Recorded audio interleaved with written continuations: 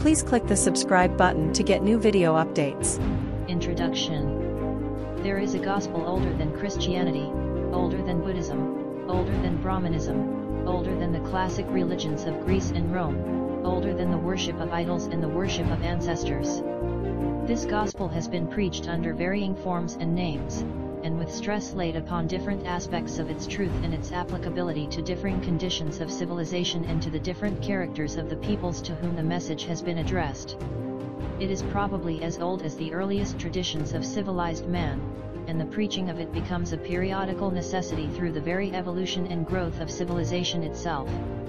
It acts as an alternative medicine, a corrective of the tendency inherent in civilization to drift insensibly into channels of artificiality, to substitute the letter for the spirit, the creed for the life, the formula for the thing signified, habit for deliberate conscious action, the canned catchword for the life-giving principle, the spurious imitation for the genuine product.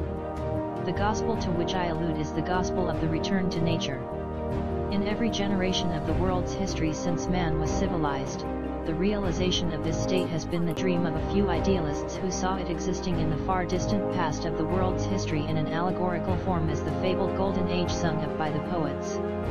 If it is older than all the religions, it yet takes its place as an essential element of all of them in the first stages of their existence. Jesus Christ struck the keynote in his preaching when he bade his disciples suffer the little children to come unto me, for of such is the kingdom of heaven, and again when he said, except ye be born again as a little child ye cannot enter into the kingdom of heaven. And the refrain of very many of his injunctions to his disciples was the adoption of what we should now call the simple life so much talked about but so little lived in these days of the 20th century. Buddha gave expression to the same thought and practiced it in his renunciation of his princely life and his adoption of the life of the wandering preacher, of the begging friar. The same truth was inculcated in China by Lao Tzu and again to a later age, in France, by Jean-Jacques Rousseau in his Social Contract and his discourse on the origin of inequality among men. Man is born free, and yet everywhere he is in chains. Such were the opening words of this inspiring message to the peoples of the earth. Man is born natural and civilization makes him artificial. He is born in touch with nature and life under the open sky and in the green fields. Civilization draws him to courts and towns. Mankind is born to liberty and equality, civilization makes him either a tyrant on the one hand or a slave on the other.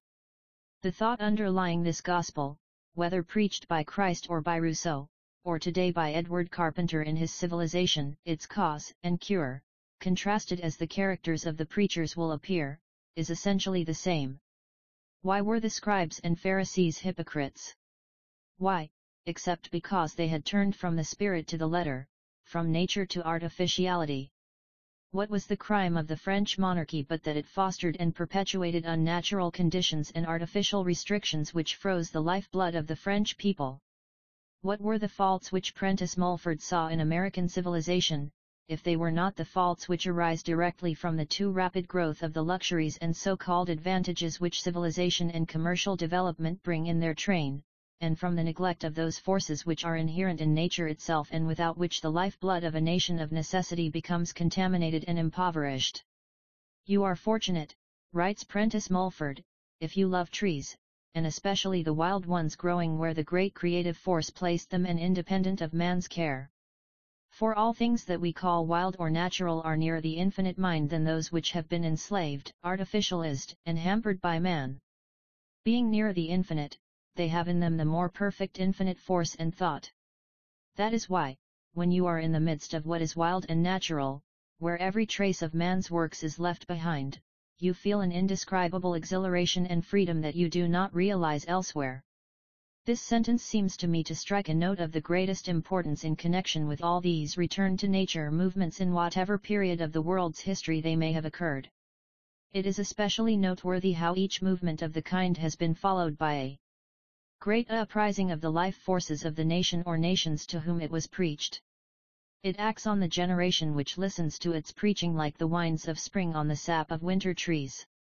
It is the great revivals consequent on such preaching that let loose the pent-up energies of the human race and in doing so make the great epochs of history. Christianity was the result of one such great movement. The French Revolution was the result of such another. The Gospel of Rousseau was preached not to the French nation only. It was preached in France, it is true, but it was preached to mankind at large, and the fact that it was listened to by many nations outside France is more than half the explanation of the triumphs of Napoleon, the heir of the new French democracy. In the early days of his triumph, Napoleon came to the peoples of the other countries of Europe as much in the guise of a deliverer as of a conqueror. The soldiers that fought in the armies against him had heard the message of freedom and equality and were in no mood to contend with its conquering arm. The gospel according to Jean-Jacques Rousseau was this life-giving force. Like a tonic breath from the sea, like a draught of champagne, it was at the same time invigorating and intoxicating to its hearers. Prentice Mulford was right, the gospel of nature, wherever preached, has ever made man feel an indescribable exhilaration and freedom. Where Mulford differed from Rousseau was in seeing more clearly, more spiritually, what the return to nature really signified.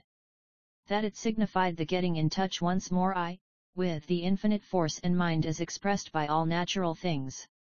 This spirit of nature, this force of the infinite mind, was given out, he maintained, by every wild tree, bird, or animal.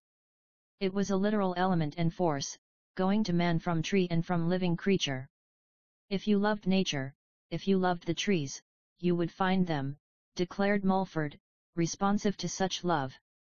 You are fortunate, he says, when you grow to a live, tender, earnest love for the wild trees, animals, and birds, and recognize them all as coming from and built of the same mind and spirit as your own, and able also to give you something very valuable in return for the love which you give them. The wild tree is not irresponsive or regardless of a love like that. Such love is not a myth or mere sentiment. It is a literal element and force going from you to the tree. It is felt by the spirit of the tree. You represent a part and belonging of the infinite mind. The tree represents another part and belonging of the infinite mind. It has its share of life, thought, and intelligence. You have a far greater share, which is to be greater still and then still greater. And again as the Great Spirit has made all things, is not that all-pervading mind and wisdom in all things? If then we love the trees, the rocks, and all things, as the Infinite made them, shall they not in response to our love give us each of their peculiar thought and wisdom? Shall we not draw nearer to God through a love for these expressions of God in the rocks and trees, birds, and animals? Poets have told us the same story.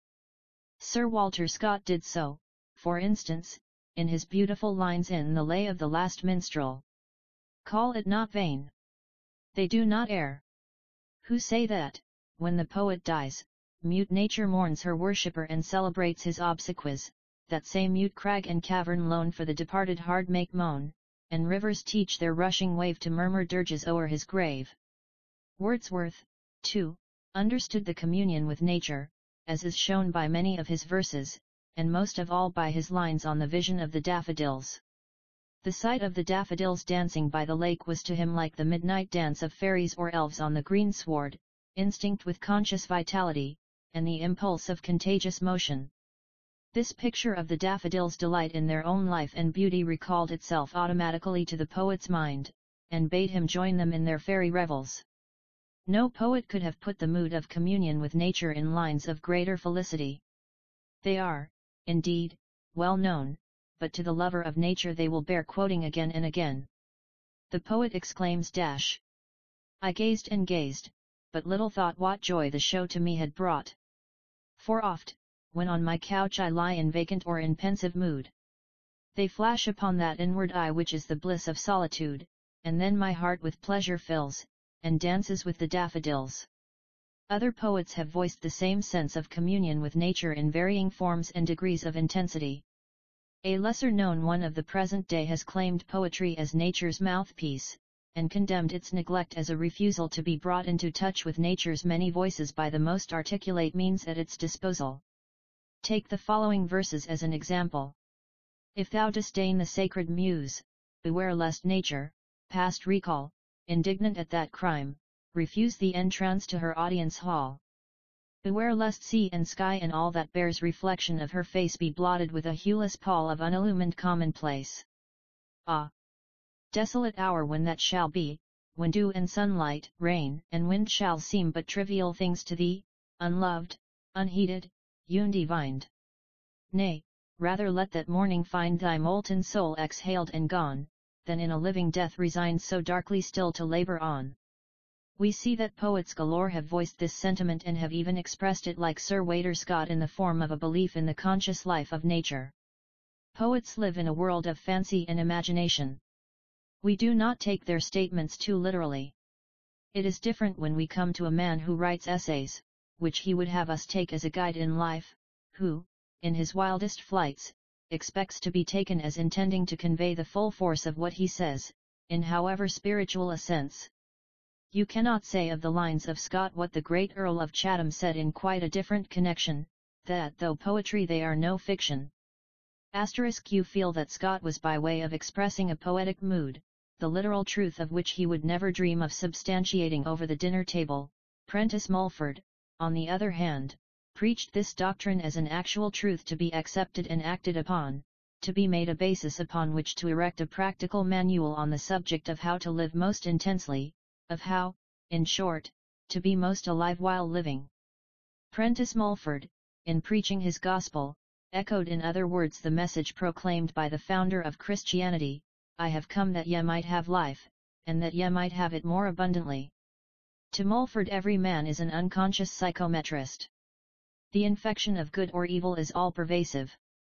Everything, he tells us, from a stone to a human being sends out to you as you look upon it a certain amount of force affecting you beneficially or injuriously according to the quality of life or animation which it possesses. Take any article of furniture, a chair or a bedstead, for instance. It contains not only the thought of those who first planned and molded it on its construction, but it is also permeated with the thought and varying moods of all who have sat on it or slept in it. So also are the walls and every article of furniture in any room permeated with the thought of those who have dwelt in it, and if it has been long lived in by people whose lives were narrow, whose occupation varied little from year to year, whose moods were dismal and cheerless, the walls and furniture will be saturated with this gloomy and sickly order of thought. If you are very sensitive, and stay in such a room but for a single day, you will feel in some way the depressing effect of such thought, unless you keep very positive to it, and to keep sufficiently positive for 24 hours at a time to resist it would be extremely difficult. If you are in any degree weak or ailing, you are then most negative or open to the nearest thought element about you, and will be affected by it, in addition to the wearying mental effect, first mentioned, of any object kept constantly before the eyes. It is injurious, then, to be sick, or even wearied, in a room where other people have been sick, or where they have died, because in thought element all the misery and depression, not only of the sick and dying but of such as gathered there and sympathized with the patient, will be still left in the room, and this is a powerful unseen agent for acting injuriously on the living. The above quotation is from an essay on spells, or the law of change, but our author develops the same idea to a fuller extent in another essay, that on positive and negative thought, in which he enlarges on the importance of being positive and not negative when surrounded by those who are emitting poisonous thought atmosphere, such as envy, jealousy, cynicism, or despondency. This, he tells us, is as real as a noxious gas and infinitely more dangerous.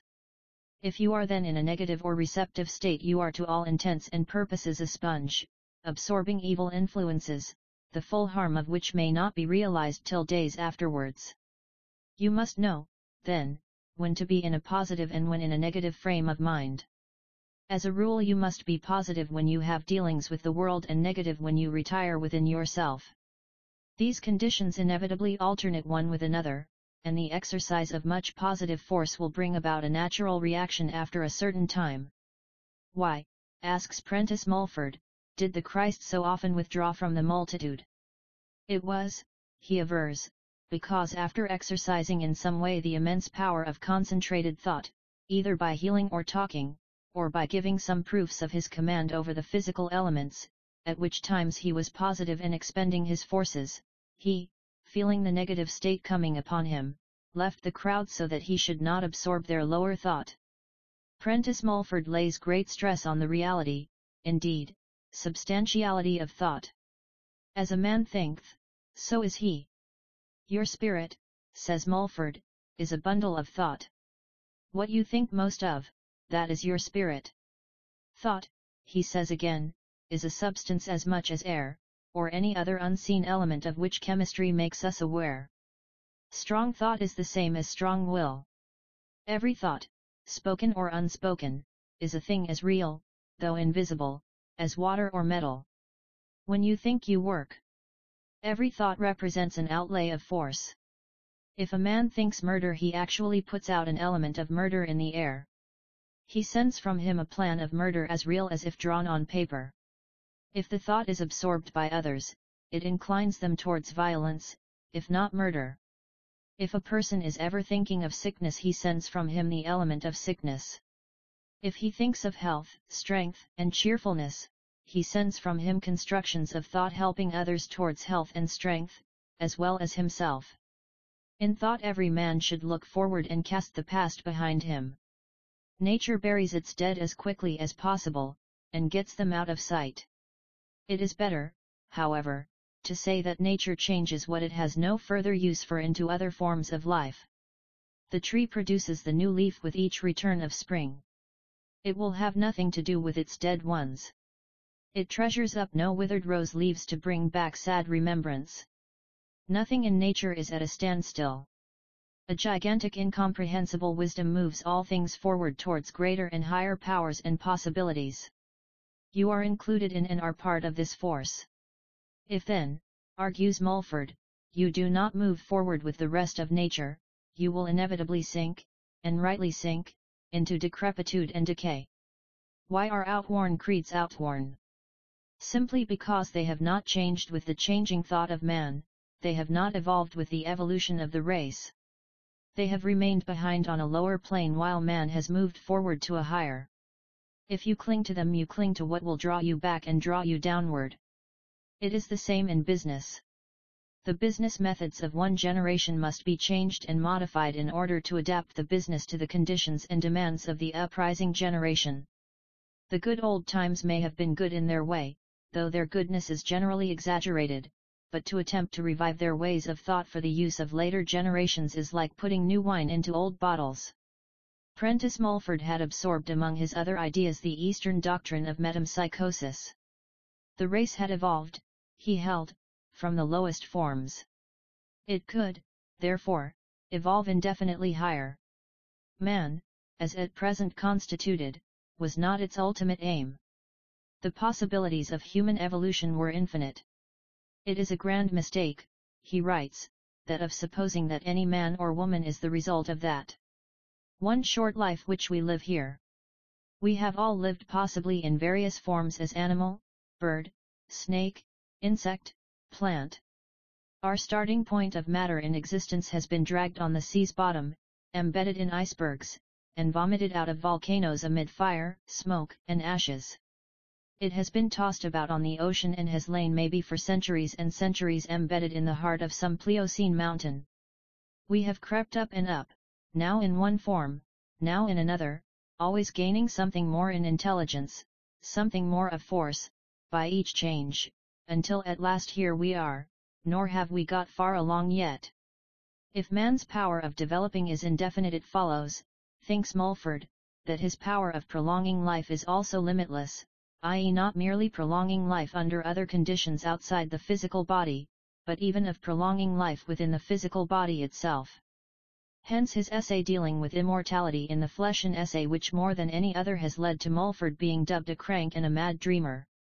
We believe, he writes, that immortality in the flesh is a possibility, or in other words, that a physical body can be retained so long as the spirit desires its use, and that this body, instead of decreasing in strength and vigor as the years go on, will increase and its youth will be perpetual.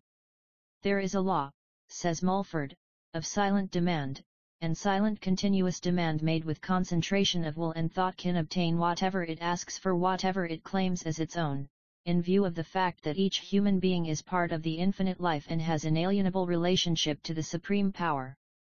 There will be built, our author predicts, in time, an edifice partaking of the nature of a church where all persons of whatever condition, age, nationality, or creed may come to lay their needs before the great supreme power and demand of that power help to supply those needs. It should be a church without sect or creed. It should be open every day during the week and every evening until a reasonable hour. It should be a place of silence for the purpose of silent demand or prayer. It should be a place of earnest demand for permanent good, yet not a place of gloom. A church should be held as a sanctuary for the concentration of the strongest thought power. The strongest thought power is where the motive is the highest. You can get such power by unceasing silent demand of the supreme power of which you are a part. This power of silent demand can be utilized, then, for all purposes. It can be utilized, for instance, to keep the body in health, to make good the wearing away of the tissues, to prevent the aging and final perishing of the physical body. The body is continually changing its elements in accordance with the condition of the mind. If it is in certain mental conditions, it is conveying to itself elements of decay, weakness, and physical death. If in another mental condition, it is adding to itself elements of strength and life. That which the spirit takes on in either case is thought or belief. Thoughts and beliefs materialize themselves in flesh and blood. Belief in inevitable decay and death brings from the spirit to the body the elements of decay and death. Belief in the possibility of a constant inflowing to the spirit of life brings life. These ideas, as I have already suggested, seem fairly far-fetched.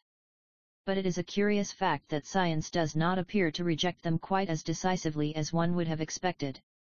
Messrs. Carrington and Meter, in their book on death, its causes and phenomena, which bears very directly on this interesting question, quote the observation of a physician, Dr. William A. Hammond, "There is no physiological reason why man should die," and also Dr. Monroe in his statement that the human body as a machine is perfect. It is apparently intended to go on forever. And again, they cite the observation of Dr. Thomas J. Allen, who states that the body is self-renewing and should not therefore wear out by constant disintegration. The point is not so much perhaps that natural death, as we call it, is unnatural, as that the reason why mankind die after a certain age has never been satisfactorily explained from a medical point of view, and the medical evidence points to the fact not so much that man might conceivably be immortal as that the process of decay might be indefinitely retarded. That, in short, man might live to a far greater age than he does at present. There is a great deal in Prentice Mulford which seems commonplace enough today. Men of the 20th century are familiar with his doctrines and his teachings.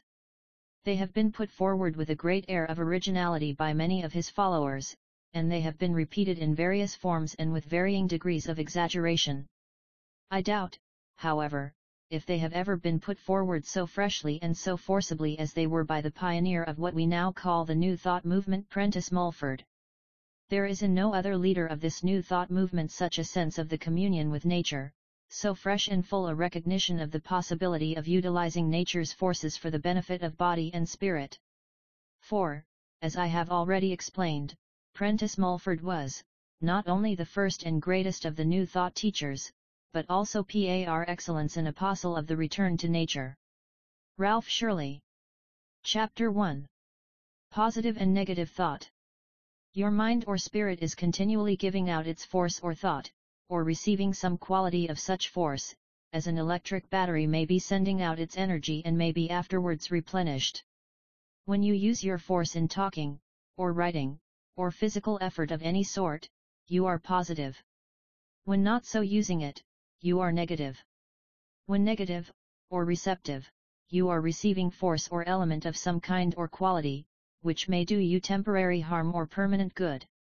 All evil of any kind is but temporary. Your spirit's course through all successive lives is toward the condition of ever-increasing and illimitable happiness. There are poisonous atmospheres of thought as real as the poisonous fumes of arsenic or other metallic vapors. You may, if negative, in a single hour, by sitting in a room with persons whose minds are full of envy, jealousy, cynicism, or despondency, absorb from them a literally poisonous element of thought, full of disease. It is as real as any noxious gas, vapor, or miasma. It is infinitely more dangerous, so subtle is its working, for the full injury may not be realized till days afterwards, and is then attributed to some other cause. It is of the greatest importance where you are, or by what element of thought, emanating from other minds, you are surrounded when in the negative or receiving state. You are then as a sponge, unconsciously absorbing element, which may do great temporary harm or great permanent good to both mind and body. During several hours of effort of any kind, such as talking business, walking, writing, or superintending your household, or doing any kind of artistic work, you have been positive, or sending out force. You have then to an extent drained yourself of force. If now you go immediately to a store crowded with hurried customers, or to a sick person, or a hospital, or a turbulent meeting, or to a trying interview with some disagreeable individual full of peevishness and quarrelsomeness, you become negative to them. You are then the sponge, drinking in the injurious thought element of the crowded store, the sickly thought element from the sick bed or hospital, the actual poisonous and subtle element from any person or persons, whose minds put out a quality of thought less healthy or cruder than your own. If you go fatigued in mind or body among a crowd of wearied, feverish, excited people, your strength is not drawn from you by them, for you have little strength to give. But you absorb, and, for the time being, make their hurried, wearied thought a part of yourself. You have then cast on you a load of lead, figuratively speaking. As you absorb their quality of thought, you will in many things think as they do and see also as they do. You will become discouraged, though before you were hopeful. Your plans for business, which, when by yourself, seemed likely to succeed, will now seem impossible and visionary. You will fear where before you had courage. You will possibly become undecided, and in the recklessness of indecision buy what you do not really need, or do something, or say something, or take some hasty step in business which you would not have done had you been by yourself, thinking your own thoughts, and not the clouded thoughts of the crowd around you. You will possibly return home fagged out and sick in mind and body. Through these causes, the person whom you may meet an hour hence, or the condition of mind in which you are on meeting that person, may cause success or failure in your most important undertakings. From such a person you may absorb a thought which may cause you to alter your plans, either for success or failure. If you must mingle among crowds, or with minds whose thoughts are inferior to your own, do so only when you are strongest in mind and body, and leave as soon as you feel wearied. When strong, you are the positive magnet, driving off their injurious thought element. When weak, you become the negative magnet, attracting their thought to you, and such thought is freighted with physical and mental disease. Positive men are drivers and pushers, and succeed best in the world. Yet it is not well to be always in the positive or force-sending state of mind. If you are, you will divert from you many valuable ideas.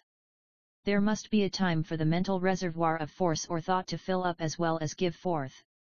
The person who is always in the positive attitude of mind, he or she who will never hear new ideas without immediately fighting them, who never takes time to give quiet hearing to ideas which may seem wild and extravagant, who insists ever that what does not seem reasonable to him must necessarily be unreasonable for everyone else, such a mind will certainly, by constantly maintaining this mental attitude, be drained of all force.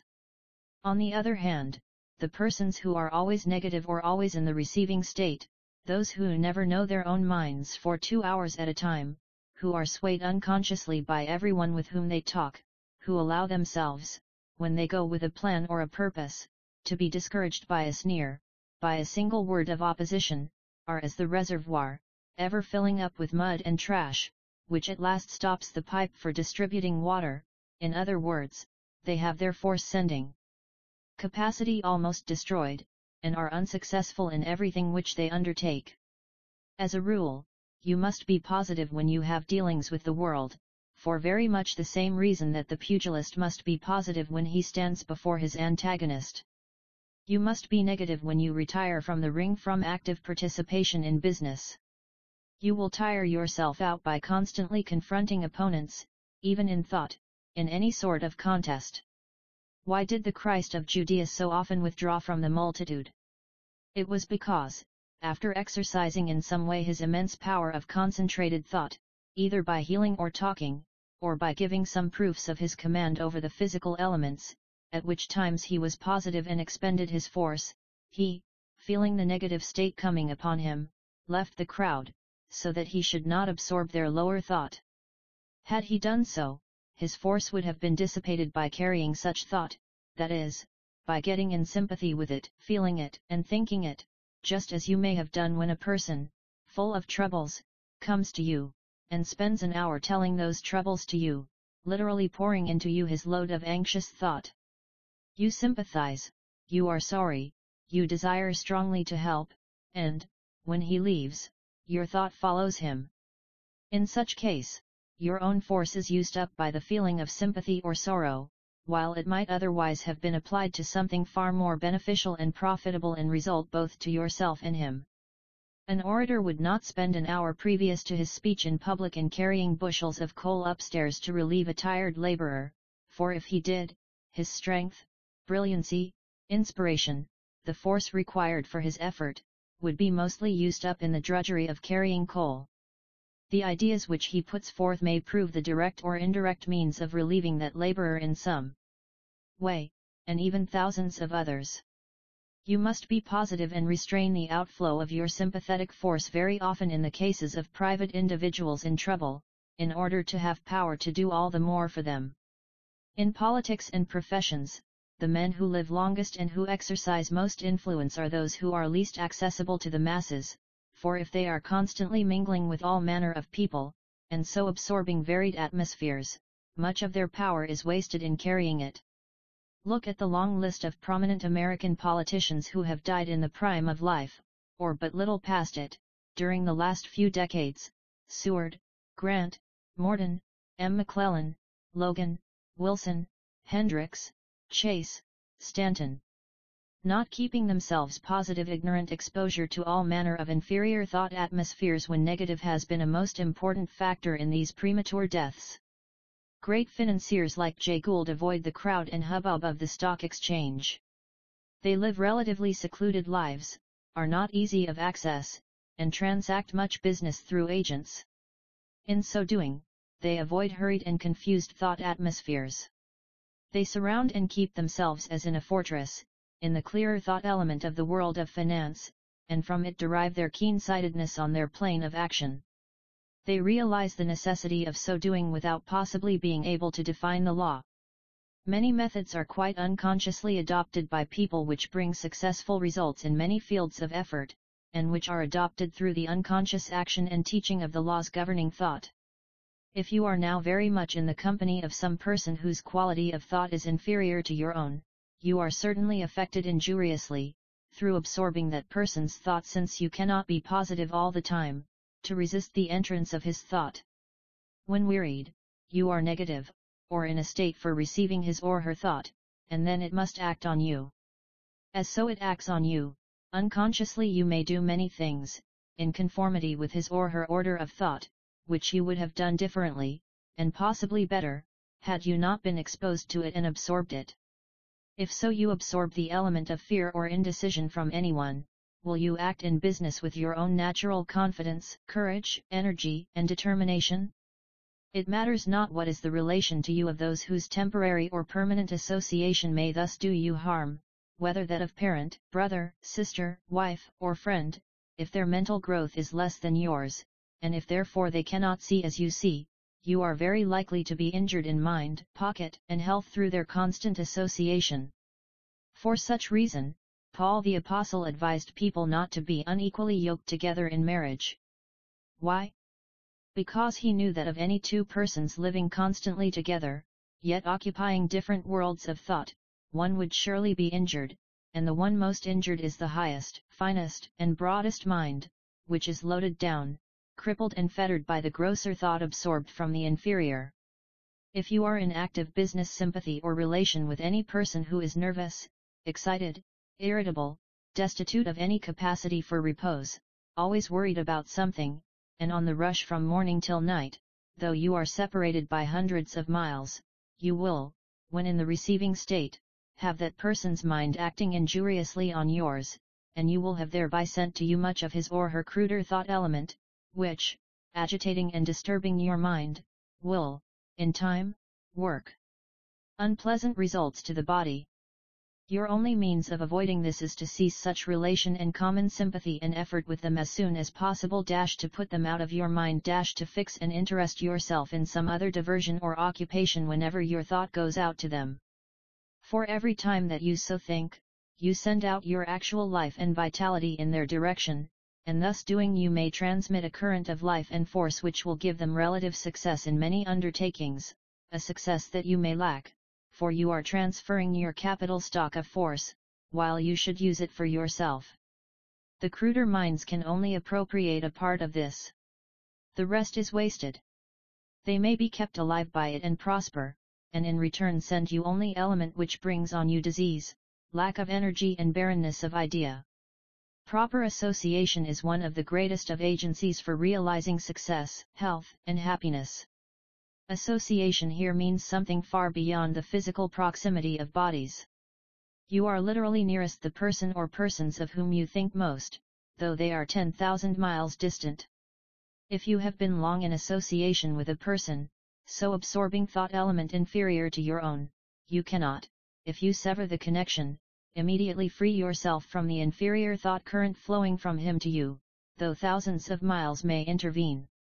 Distance amounts to little in the unseen world of thought. If such a person is much in your thought, his mind still acts on yours, sending you grosser and injurious element. You must learn to forget him if you wish to escape injury. That must be a gradual process. In so forgetting you cut the invisible wires binding you together, through which there have been sent elements injurious to you. Does this sound cold, cruel, and hard? But where is the benefit of two persons being so tied together in thought or remembrance, if one or both are injured? If one is injured, so also must be the other in time. But the superior mind receives more immediate injury, and many a person fails to attain the position where he or she should stand, through this cause. Through this cause also there come disease, lack of vigor, corpulency and clumsiness. The cruder element so sent you by another, and absorbed by you, can materialize itself in physical substance, and make itself seen and felt on your body in the shape of unhealthy and excessive fat, swollen limbs, or any other outward sign of disease and decay. In such case, it is not really your own unwieldy or deformed body that you are carrying about. It is the inferior body of another person sent you in thought. As year after year this process goes on, the cumbrous frame which you so carry becomes at last too heavy for your spirit, and then it drops off. You are dead, in the estimation of your acquaintances, but you are not really dead, you have simply tumbled down under a load which you could no longer bear. Even a book in which you are greatly interested, which draws strongly on your sympathy, and has much to say on the mental or physical distress of the person so drawing on your sympathy, can, if you read it in the negative or receiving state, bring to you some form of the physical or mental ailments alluded to therein. Such a book is the representative of the mind of the individual whose history it contains, acting on yours, and bringing to you in thought element all that person's morbid and unhealthy states of mind, which for a time settle on you and become a parasitical part of you. In this way great harm may be done to sensitive people through reading novels and even true stories full of physical or mental suffering. If a character to which you are strongly attracted is described as being confined for years in a dungeon, suffering physical and mental pain from such confinement, and in the pages of that book if you follow such life and become absorbed in it, you do actually live therein.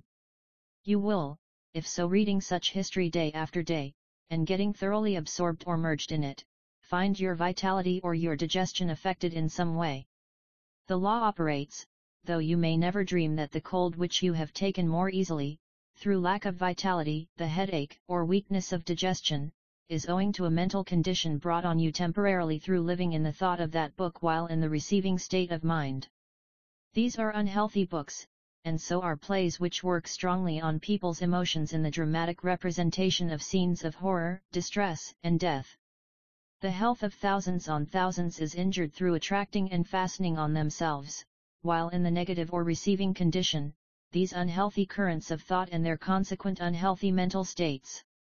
While eating, one should always be in the receptive condition, for then you are gathering material element to nourish the body, and if you eat in a calm, composed, cheerful frame of mind, you are receiving a similar character of thought. To eat and growl, to argue violently or intensely with others, to eat and still think business and plan business, is to be positive, when of all times you should then be negative. It is like working with your body while you eat. You send, while so arguing or grumbling, that force from you which is needed for digestion. It matters little whether you grumble or argue in speech or in thought.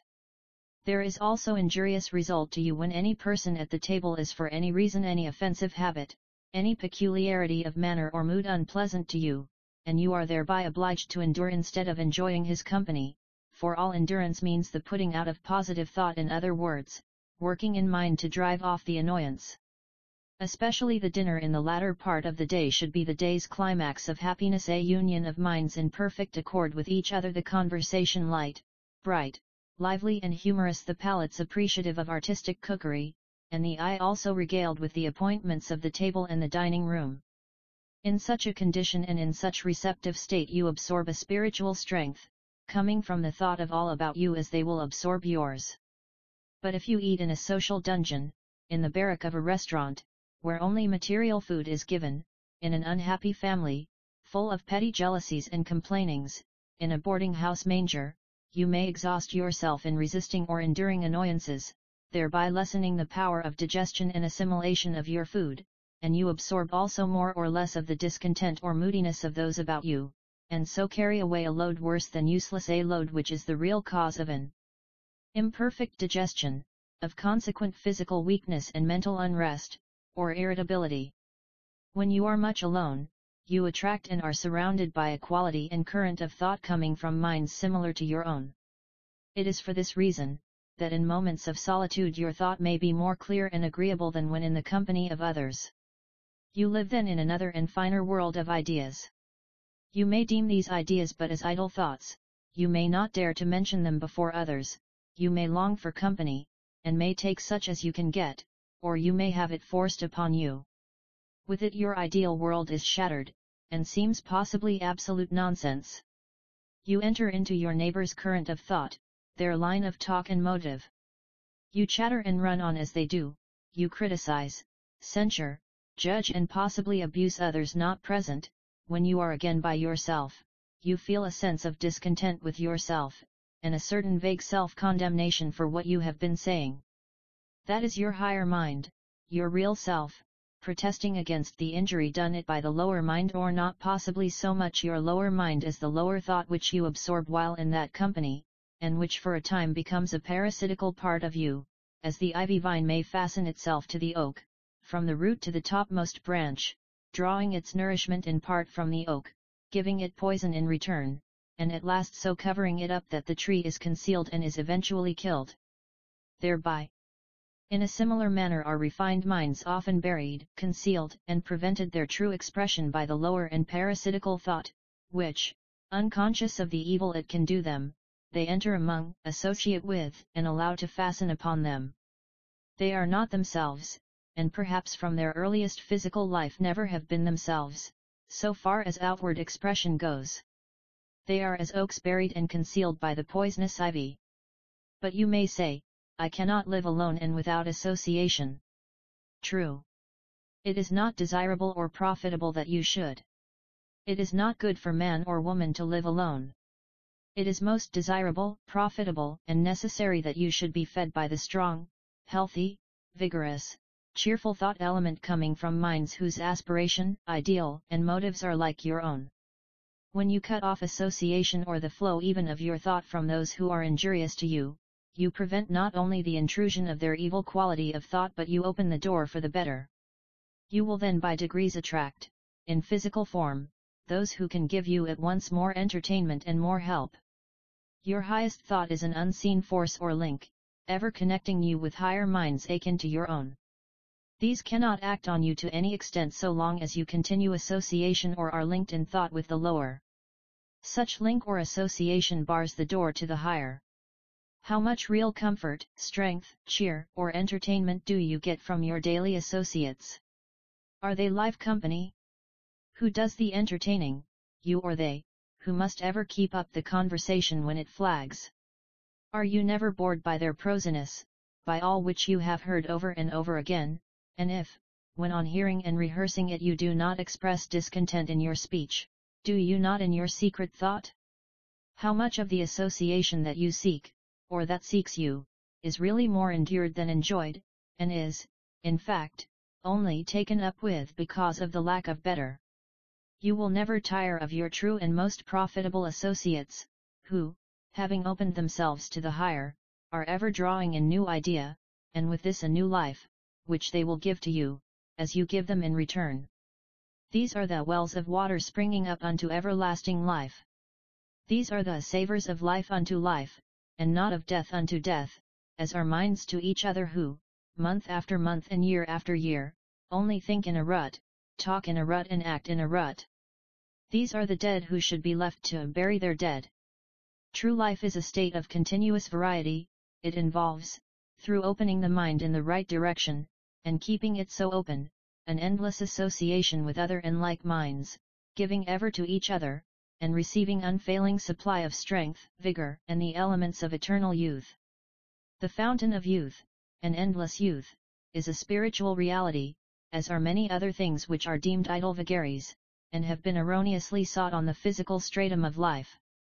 The fountain of endless youth, youth of body as well as mind, lies in the attainment of that mental attitude or condition which is instantly positive to all evil, cruder, and lower thought, but negative or receptive to higher and constructive thought, full of courage, devoid of all fear, deeming nothing impossible, hating no individual, disliking only error, full of love for all, but expanding its sympathy wisely and carefully. Chapter 2.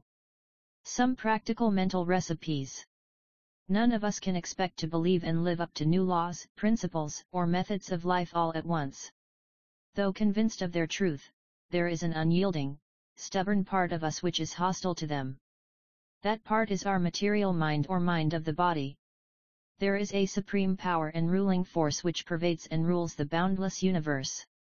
You are a part of this power. You as a part have the faculty of bringing to you by constant silent desire, prayer, or demand more and more of the qualities, belongings, and characteristics of this power. Every thought of yours is a real thing, a force. Say this over to yourself twice. Every thought of yours is literally building for you something for the future of good or ill. What, then, is your mind dwelling on now in any matter? The dark or the bright side? Is it toward others ugly or kind? This is precisely the same as asking, what kind of life and results are you making for yourself in the future? If now you are obliged to live in a tenement house or sit at a very inferior table, or live among the coarse and vulgar, do not say to yourself that you must always so live. Live in mind or imagination in the better house. Sit in imagination at better served tables and among superior people.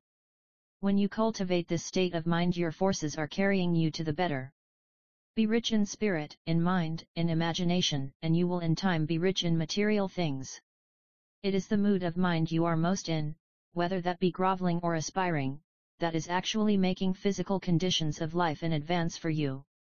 The same law applies to the building up of the body. In imagination live in a strong, agile body, though yours is now a weak one. Do not put any limits to your future possibilities. Do not say, I must stop here. I must always rank below this or that great man or woman.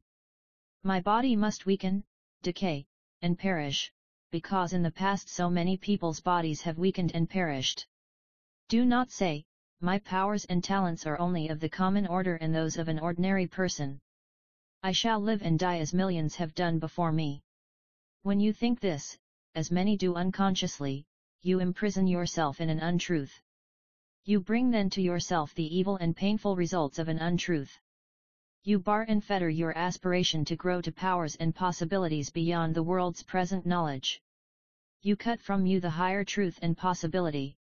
You have latent in you, some power, some capacity, some shade of talent different from that ever before possessed by any human being. No two minds are precisely alike, for the infinite force creates infinite variety in its every expression, whether such expression be a sunset or a mind. Demand at times to be permanently freed from all fear. Every second of such thought does its little to free you forever from the slavery of fear. The infinite mind knows no fear, and it is your eternal heritage to grow nearer and nearer to the infinite mind. We absorb the thought of those with whom we are most in sympathy and association. We graft their mind on our own. If their mind is inferior to ours and not on the same plane of thought, we, in such absorption, take in and cultivate an inferior and injurious mental graft. If you will keep company with people who are reckless and unaspiring, who have no aim or purpose in life, who have no faith in themselves or anything else, you place yourself in the thought current of failure. Your tendency then will be to failure. Because from such people, your closest associates, you will absorb their thought. If you absorb it, you will think it. You will get into the same mood of mind as theirs. If you think as they do, you will in many things find yourself acting as they do, no matter how great your mental gifts. Your mind surely absorbs the kind of thought it is most with. If you are with the successful, you absorb thought which brings success. The unsuccessful are ever sending from them thoughts of lack of order, lack of system, lack of method or recklessness, and discouraged thought. Your mind, if much with theirs, will certainly absorb these thoughts exactly as a sponge does water. It is better for your art or business that you have no intimate company at all than the company of reckless, careless, slipshod, and slovenly minds. When in your mind you cut yourself off from the unlucky and thriftless, your body will not long remain so near theirs. You get then into another force or current. It will carry you into the lives of more successful people. When you don't know what to do in any matter of business, in anything, wait. Do nothing about it. Dismiss it as much as you can from your mind. Your purpose will be as strong as ever. You are then receiving and accumulating force to put on that purpose. It comes from the supreme power. It will come in the shape of an idea, an inspiration, an event, an opportunity.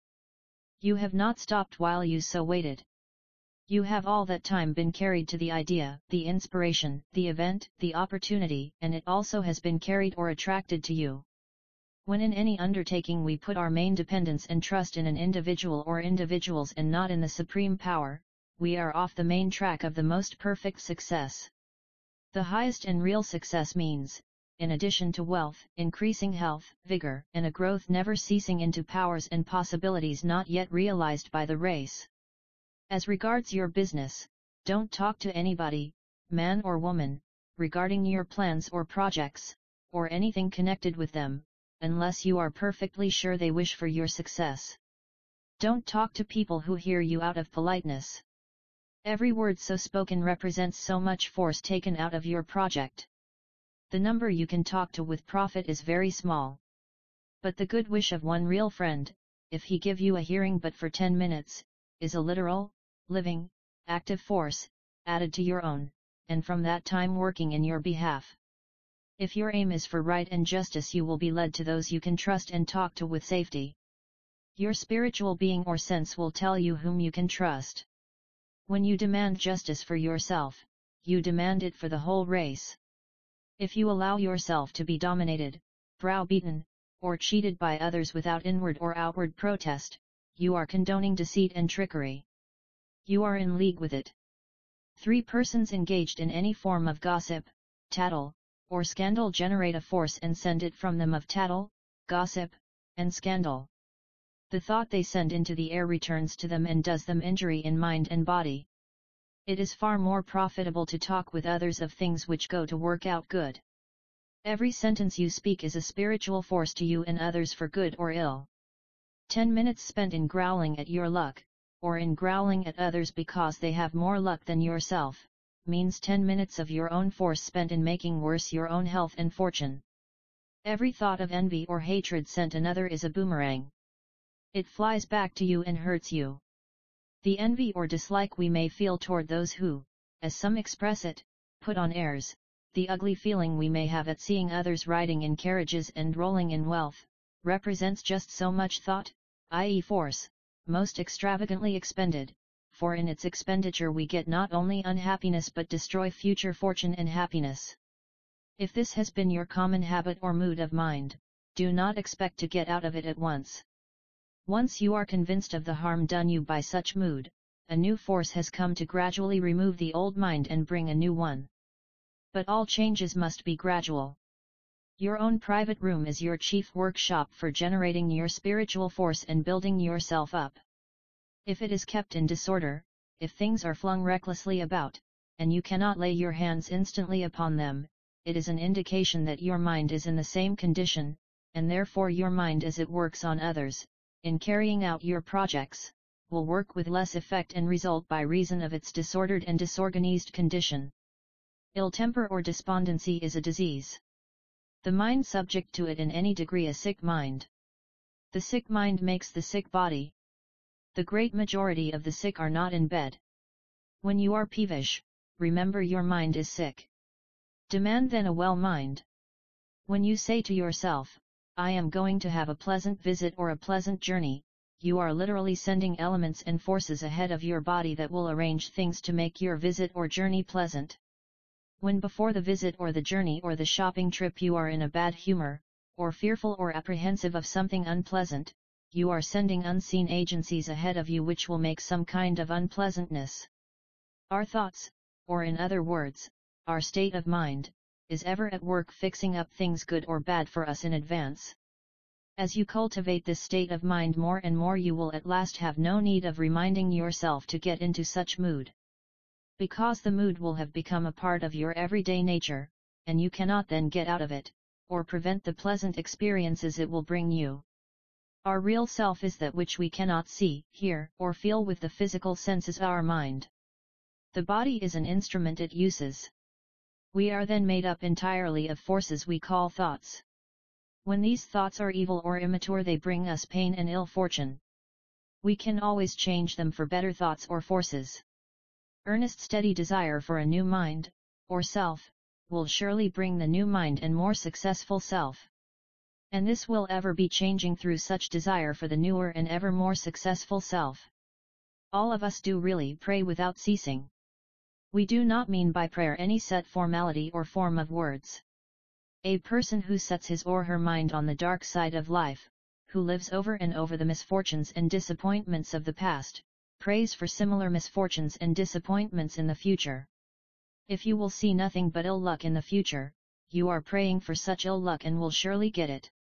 You carry into company not only your body, but what is of far more importance, your thought or mood of mind, and this thought or mood, though you say little or nothing, will create with others an impression for or against you, and as it acts on other minds will bring you results favorable or unfavorable according to its character.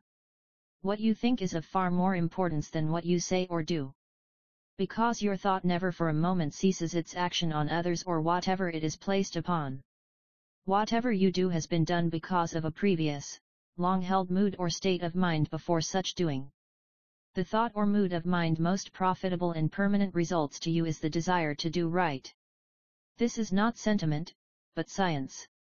Because the character of your thought brings to you events, persons, and opportunities with as much certainty as the state of the atmosphere brings rain or dry weather. To do right is to bring to yourself the best and most lasting result for happiness. You must prove this for yourself. Doing right is not, however, doing what others may say or think to be right. If you have no standard of right and wrong of your own, you are acting always on the standard held or made by others. Your mind is always working and acting on other minds to your advantage or disadvantage, whether your body is asleep or awake. Your real being in the form of a thought travels like electricity through space. So when you lay the body down to sleep, see that your mind is in the best mood to get during your physical unconsciousness the best things. For if you go to sleep angry or despondent, your thought goes straight to the unprofitable domain of anger or despondency, and will bring to your physical life on awakening, first the element and afterwards that ill success which anger and despondency always attract. Health is involved in the biblical adage, let not the sun go down on your wrath. Every mood of mind you get into brings to you flesh, bone, and blood of a quality or character like itself. People who from year to year live in moods of gloom or discouragement are building elements of gloom and discouragement into their bodies, and the ill results cannot be quickly removed. The habit of hurry wears out more bodies and kills more people than is realized. If you put on your shoes hurriedly while dressing in the morning, you will be very apt to be in a hurry all day. Pray to get out of the current of hurried thought into that of repose. Hurried methods of doing business lose many thousands of dollars. Power to keep your body strong and vigorous, power to have influence with people worth holding, power to succeed in your undertakings comes of that reposeful frame of mind which, while doing relatively little with the body, sees far ahead and clearly in mind. So, when in the morning, be you man or woman, you look at what is to be done and begin to feel yourself overwhelmed and hurried by the household cares, the writing, the shopping, the people to be seen, the many things to be done, sit right down for 30 seconds and say, I will not be mobbed and driven in mind by these duties. I will now proceed to do one thing alone, and let the rest take care of themselves until it is done. The chances are then that the one thing will be done well. If that is done well, so will all the rest. And the current of thought you bring to you in so cultivating this mood will bear you to far more profitable surroundings, scenes, events, and associations than will the semi-insane mood and current of hurry. All of us believe in many untruths today. It is an unconscious belief. The error is not brought before our minds. Still we go on acting and living in accordance with our unconscious error, and the suffering we may experience comes from that wrong belief. Demand, then, everyday ability to see our wrong beliefs. We need not be discouraged if we see many more than we think we have at present. They cannot be seen and remedied all at once. Don't take a tired feeling or one of languor in the daytime for a symptom of sickness. It is only your mind asking for rest from some old rut of occupation. If your stomach is disordered, make your mind responsible for it. Say to yourself, this disagreeable feeling comes of an error in thought. If you are weak or nervous, don't lay the fault on your body. Say again, it is a state of my mind which causes this physical ailment, and I demand to get rid of such state and get a better one. If you think any medicine or medical advice will do you good, by all means take it, but mind and keep this thought behind it, I am taking this medicine not to help my body but as an aid to my spirit. Your child is a mind which, having lost the body it used in a past physical existence, and possibly of another race and country, has received a new one, as you did in your own infancy. Tell your child never to think meanly of itself. For if it becomes habituated to such thought, others will feel it and think of the child first and of the grown-up person afterwards as of small value. Nothing damages the individual more than self-deprecation, and many a child is weighted down with the elements of failure before it goes into the world through years of scolding, snubbing, and telling it that it is a worthless being. Tell your child in all its plans to see or think only success. To keep in the permanent mood of expecting success, brings causes, events, and opportunities, which bring success. Let us also tell this to ourselves very often, for we are but children also, with physical bodies a few years older than the infants.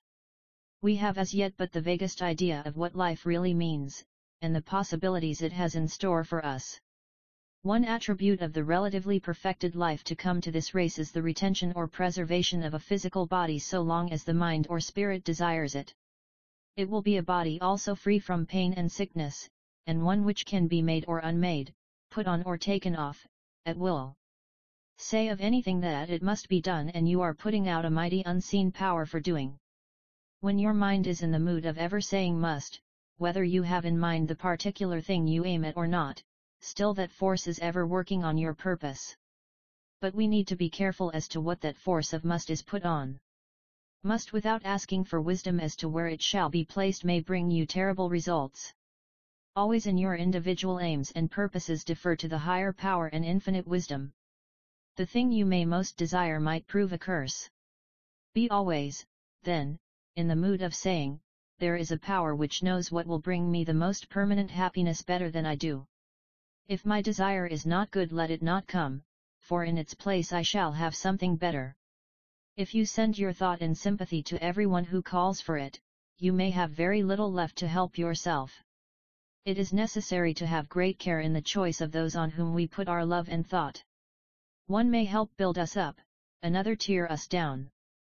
We need to ask for wisdom that we may know whom to receive in close association. As you are a part of God or the Supreme Power, and a peculiar part, you can always estimate yourself as the very best of such peculiar part. No one else can approach or equal or excel you, as you represent and put out your own peculiar powers, gifts, or shades of mind and character. You will in time command the world of your own mind, and while others may compel your admiration, you will do yourself a great injury if you worship them or abase yourself or grovel before them even in mind. Idolatry is the blind worship of anything or anybody save the infinite force from which alone you draw life, power, and inspiration. The thought of a woman coming to you, or a man, in sympathy or love, with ideas, aims, and aspirations equal to or above yours, may prove to you a source of strength of muscle, health of body, and clearness of mind. His or her thought so flowing to you is a real element. If a man or woman inferior to you mentally is your companion or much in your thought, your mind will be much less clear and your health will eventually suffer. Be you man or woman, your life cannot be complete and you cannot build yourself rapidly into higher and higher powers until you meet and recognize spiritually your eternal complement or completement in the other sex. And from such complement there is no departure. When we eat and drink, let us remember that with every mouthful we place and build a thought into ourselves in accordance with the mood we are in while eating. So be sure to be bright, hopeful, and buoyant while eating, and if you cannot command such mood of mind, pray for it. To ask night and morning of the Supreme Power for the highest wisdom, that is, the greatest good and happiness, and to demand this in that frame of mind which acknowledges the superiority of that wisdom over your own, is certainly to put yourself in the current of the greatest and most enduring health and prosperity. Because another and better current of thought then begins to act on you and will gradually carry you out of errors and into the right. It will lead you by degrees into different surroundings, different ways of living, and will in time bring you the association you really need and what is best for you. Chapter 3. Self-teaching, or, the art of learning how to learn. It is a commonly received opinion, that in youth it is easier to learn than in after years, that at middle age, or after, the mind becomes, as it were, set in a rut or mold, which does not readily receive new impressions. This idea is expressed in the adage, "You can't teach an old dog new tricks." People have made this a truth by accepting it as a truth. It is not a truth. If your mind is allowed to grow and strengthen, it will learn more easily and quickly than during the infancy of the body. It will learn more and more quickly how to learn any new thing. Learning how to learn, learning how to grasp at the principles underlying any art, is a study and a science by itself. The child, in most cases, does not learn so quickly as many suppose. Think of the years often spent at school, from the age of 6 to 16 or 18, and how little, relatively, is learned during that period. But this time of life is not regarded as of so much importance as that after 18 or 20. He or she would be deemed to have a dull intellect, who should require 14 years to gain only so much as what a large proportion of children gain from the age of 6 to 20. It is possible for any man or woman whose mind has grown to that degree, that they can acknowledge that every possibility exists within themselves to learn any art, any profession, any business, and become skilled therein, and this even without teachers, and at the period termed middle age, or after, providing, first, that they are in living earnest to learn. Second, that they fight obstinately against the idea of can't, or that they are too old to learn. Third, that in all effort to become proficient in their new calling, they cease such effort as soon as it becomes fatiguing or irksome, and that they make of such effort a recreation, and not a drudgery. Fourth, that they allow no other person to argue, sneer, or ridicule them out of the truth that the human mind can accomplish anything it sets its forces persistently upon. Fifth, that they keep their minds in the attitude of ever desiring, demanding, praying for whatever quality or trait of character or temperament they need to succeed in their effort, and that whenever the thought of such effort is in mind, it shall be accompanied with this unspoken thought, "I will do what I have set out to do." There should be no hard study at any age. Real study is easy and pleasing mental effort, as when you watch the motion of an animal that awakens your curiosity, of a person that interests you. You are studying when you admire and examine the structure of a beautiful flower, you are studying the method and style of an actor or actress when they most hold and compel your attention and admiration. All admiration is in reality study. When you admire anything that is beautiful, your mind is concentrated upon it. You are quite unconsciously examining it. You remember, without effort, many of its features, or characteristics. That unforced examination and attention is study. To study hard is to try to admire is to try to love, or to be forced by others to try to love, generally ends in hating the thing or pursuit so forced upon you. One reason why so often the schoolboy hates to learn his lesson. The experience of those who have gone before us in any art, trade, occupation, or profession, is unquestionably valuable, but valuable only as suggestion. There is a great deal laid down as rules and canons of art which shackle and repress originality. The idea is constantly, though indirectly, impressed on learners, that the utmost limit of perfection has been reached in some art by some old master, and that it would be ridiculous to think of surpassing him. Now, genius knows no old master. It knows no set form of rules made for it by others. It makes its own rules as it goes along, as did Shakespeare, Byron, and Scott in literature, and the first Napoleon in war, and your mind may have in it the seed of some new idea, discovery, invention, some new rendering of art in some form, which the world never saw before.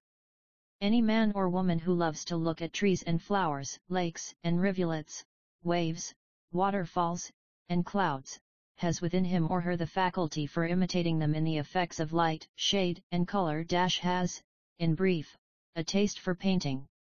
You say, people to be artists, must have the art born within them. I say, if they admire the art, they have within them the faculty for advance in that art. You say, but because I admire a rose, or a landscape, it is no sign I can ever paint either. I say, yes, you can, providing you really want to. But how? Put your effort on it for an hour, half an hour, 15 minutes, a day. Begin. Begin anywhere. Anything in this world will do for a starting point. Begin, and try to imitate on paper a dead leaf, a live one, a stone, a rock, a log, a box, a brickbat. A brickbat lying in the mud has lying with it light, shade and color, and the laws governing them, as much as a cathedral, and is a better foundation than a cathedral to begin on. Begin with the stub of a pencil, on the back of an old envelope. Every minute of such work after beginning is so much practice gained. Every minute before such beginning, providing you intend to begin, and do not, is so much practice lost, as regards that particular art. Mind, however, you make of such practice a recreation, just as boys do in ball throwing and catching, or as the billiard player does who takes up the cue for half an hour, matched only against himself, or as the horseman does who exercises the horse for practice before the race. When the work becomes irksome, when you get out of patience, because your brickbat won't come out on the paper like the original, drop it, wait for your patience reservoir to fill up, and take for your next copy a log, a tree trunk, or anything else. You say that you should go to a teacher of this or that art, so that you can become properly grounded in its principles, and that, by such teacher's aid, you shall avoid blundering and stumbling along, making little or no progress. Take up any trade, any handicraft, any art, all by yourself, and grope along in it by yourself for a few weeks, and at the end of that time you will have many well-defined and intelligent questions to ask about it, of someone more experienced in it than yourself. The teacher. That is the time to go to the teacher. The teacher should come in when an interest in the art or study is awakened. To have him before, is like answering questions before they are asked. You cannot teach a dog to paint. The intelligence using the dog's organization has not grown to an appreciation of such imitation of natural objects. But you can teach him to draw a cart, to point to game in the cover, to swim out to the waterfowl you have shot, and bring it to you. Why? Because the dog has these instincts, or desires, born in him. The trainer, his teacher, brings them out. Some men and women have no more admiration for a beautiful landscape than the dog. Of course, neither can ever be taught to paint, because they have not the desire to paint, nor the admiration of the thing to be painted. Then, whatever a man or woman really desires to do, is to be taken as some proof that they can do it, you ask. Yes, that is the exact idea. Desire to accomplish is a proof of ability to accomplish. Of course, such ability may be weighted down and kept back by many causes, such as ill health of body, ill health of mind, unfavorable surroundings, and, perhaps, greatest of all, utter ignorance that such desire is a proof of the possession of power to accomplish the thing desired. How did you learn to walk, and how did you learn to talk? Could anyone have taught you, if desire to walk and talk had not been born with you? Did you go to a walking teacher, or a talking teacher? Did you not learn both accomplishments after 10,000 failures? So far as you can remember, was it not rather an amusement than otherwise, to learn both, or at least, was there any idea of work associated with these early efforts? You place a boy or girl by the waterside, and give them full liberty, and they will learn to swim as naturally as they learn to walk, because the desire to swim is in them. If, after learning, they see a better swimmer, they will naturally try to imitate him, and all this endeavor, from first to last, will be for them far more recreation than work. The better swimmer who comes along represents the teacher, and the boy and girl who can already swim fairly well, and are anxious to swim better, represent pupils who are in a condition to be taught. Think for a moment, how much it was necessary to teach your body in training it to walk. First, to balance yourself upright on 2 feet without falling. Secondly, to balance yourself on 1 foot without falling. Thirdly, to move the body. Fourthly, to give it the direction in which you wanted to go. And yet we call walking a mechanical, and not a mental, effort. If you are determined to paint, and love the creations of nature and art well enough to try and imitate them, you will be constantly studying effects in light and shade on rocks, stones, cliffs, towers, steeples. You will observe and study, and be rejoiced at the many changing aspects and colors of the sky, as you never were before. You will discover, as you continue to observe, that nature has a different shade of color for every day of the year, and almost every hour of the day. You will suddenly find in all this a new and permanent recreation, without money and without price. You will then find new interests and new sources of amusement in studying the works of painters and their methods, which will be revealed to you just so fast as your appreciation grows up to them. The same principle will apply to any branch of mechanics or art to anything. Of course, it is best to pursue that for which you have the most inclination, that is, admiration. If you are in any occupation that does not suit you, and you want to engage in some art that does suit you, if you have 15 minutes in the day to spare, begin on that art. If it is painting, paint a brickbat in some idle moment as well as you can, and only as a means of amusement. If it is carving, you have always the means for practice, if you have a jackknife and a bit of wood. If it be music, a banjo or guitar with but a single string will give you means for practice. For you must commence in the simplest way, even as you crept before you walked. There must be imperfect effort before there can be relatively perfect result. Because, when you do so you begin to practice with one instrument far more ingenious and complicated than any you can buy for use in your art, namely, your mind. If we begin in this way, we begin something else, we begin drawing toward us ways, means, helps, and agencies unseen, but powerful, to help us. We are not to expect success in an hour, a day, a month, a year. But if we persist, a relative success is coming all the while. The effort of this month is better than that of last. There may come periods of weariness and discouragement, periods when, as we look back, we seem to have made no advance, periods, in fact, when we seem to have gone back, when we seem to be doing worse than at the start, periods when we lose all interest in the work. It makes us sick to look at it, even to think of taking it up again, and a certain sense of guilt at our neglect intensifies the sickness. That is a mistake.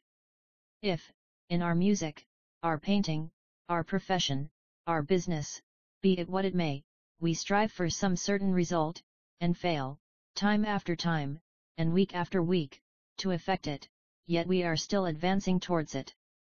We may not see such advance. That is because the advance is not in the direction we think it should be. There may be a screw loose in a part of our mental being that we have taken no note of, which keeps us back. That screw, in very many cases, lies in the state of mind in which we take up our work or pursuit. We may be too anxious or impatient. We take up the pen, the brush, or the tool, in a hurried frame of mind. We want to do too many things at once. Or we endeavor to crowd the doing of several things in too short a limit of time. Or we are unable to dismiss all thought, save what bears on the effort now in hand. All such moods are destructive to the best effort. They take much of our force from that effort.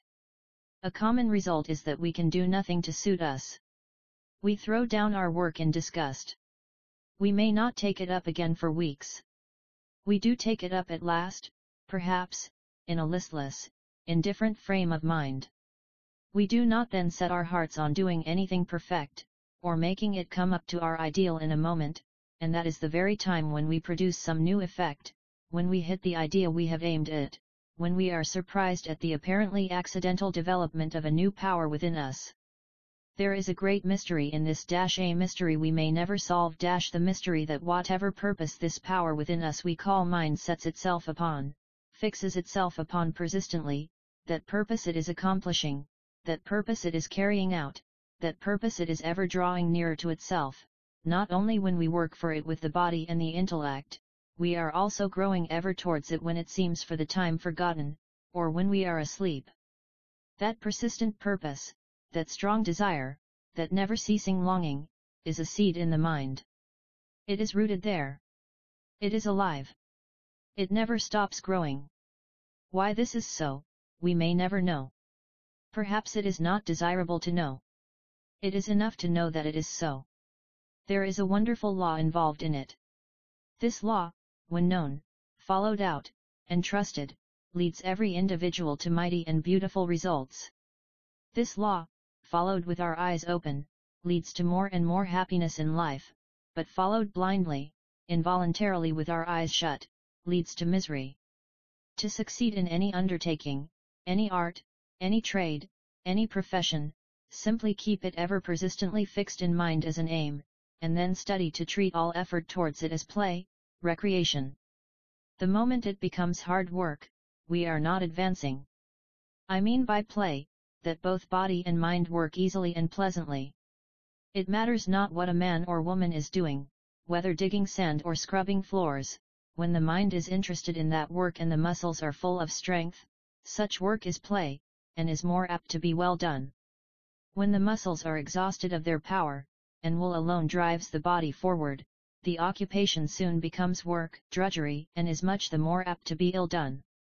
I begin low down in illustration, as low as sand, mud, brickbats, but the principle is the same, be the worker a hod carrier or a Michelangelo. The science of learning to learn, then, involves largely that of making recreation of all effort. This is not as easy as it may seem. It involves a continual prayer for patience, patience, patience. Patience to play, you ask? Yes. When we are amused by any effort of our own, be it effort of the eye, in seeing sights that please it, or effort of the ear, in hearing sounds that please it, or effort of muscle in exercising them, that is the very time when we are most attentive and most absorbed. The very time when we forget there is such a thing as patience, is the very time we most exercise patience. That is the mood we need to cultivate. Because moods of mind determine the character and quality of effort. The painter writes out his mood in his picture. A mistake, a blur, a defect, a daub, may write out in that picture too much hurry to get ahead. He took up his brush, possibly, full of irritation, because his wife asked him for more money for household expenses. Result, he puts a woman in that picture 12 feet high as proportioned to other objects, when she should have been but 4. What put on that extra and needless 8 feet? A mood born of household expenses. Or the scrubber wrote out her mood of mind on the floor. Where? In that neglected corner, where the last dust of summer lingers alone. Why? Because her mood of hurry to be through with her work is there written, or her mood of dishonesty, in doing as little as possible for the money to be received, or her mood of anxiety concerning the sick child, left at home in some squalid tenement, or the poor woman's mood born of physical weakness, in thus trying to do a man's work, with no nutritious food in her stomach, and no money to buy any till the work is done. My very practical friend, you who despise all art flummery, all and everything that is not business, and smells of wood, or stone, or leather, or bank bills, this cultivation of the mood is of vast importance to you, also, because, when you meet your brother hard cash, to have a wrangle over bargain and sale, the man who is in the coolest mood, the most collected mood, the mood most free of other thought, or care, the man who is in the least hurry, the man who throws overboard all anxiety. As to results, the man who is not too eager, who can lie back in his chair and make a joke or laugh at you, when millions are trembling in the balance, who keeps all his reserve force till it is needed, that is the man who can play the best hand in your game, and make the best bargain. That is the man who gains his end by some knowledge of spiritual law, and spiritual law can be used for all purposes, and purposes relatively low as well as high, and in some things the wicked, so-called, of today, are better informed in certain phases of spiritual law than those who call themselves good. How shall we get ourselves, then, into the most desirable mood for doing our best? By praying for it, asking for it, demanding it, in season and out of season. We can wish an earnest desire in a second, no matter where we are. That is a prayer. It is a thought that goes out, and does its work in bringing us another atom of the quality desired. That atom is never lost. It adds itself to and adds its strength to all the other atoms of the same quality so gained. So you call this simple? Is the method too easy? Remember, we are indeed fearfully and wonderfully made, and when Solomon wrote this he had an inkling of the existence of powers wrapped up in human bodies, that startled him, and would us, did we more fully realize them. Possibly this question may be asked, what is the use of cultivating, or encouraging others to cultivate any form of art, when for thousands the struggle is so hard today for bread? Or, in other words, what is the use of educating people to wants and desires they cannot satisfy? Or, what bearing and benefit has art cultivation in righting the great wrongs of the hour? It is of the greatest possible benefit. Art appreciation, art cultivation, refines human nature. Refinement demands finer surroundings, finer food, finer houses, cleaner clothes, cleaner skin. You can't make people clean, neat, tasteful, by telling them they ought to be so.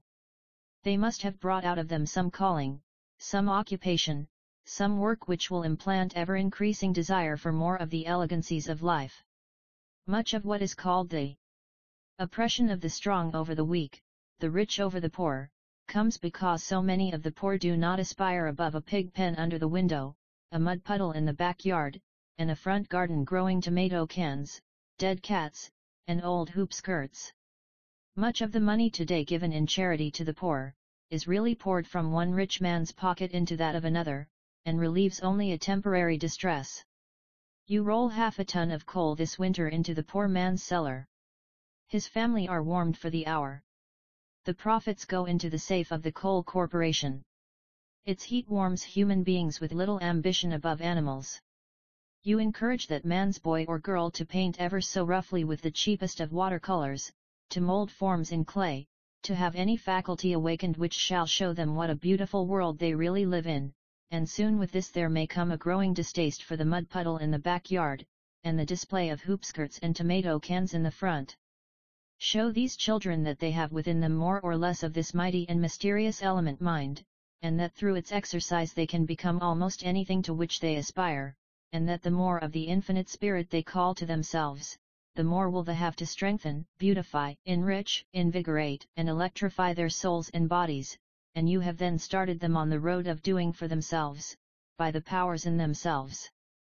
They are then on a road leading away from both charitable soup kitchens and gin shops.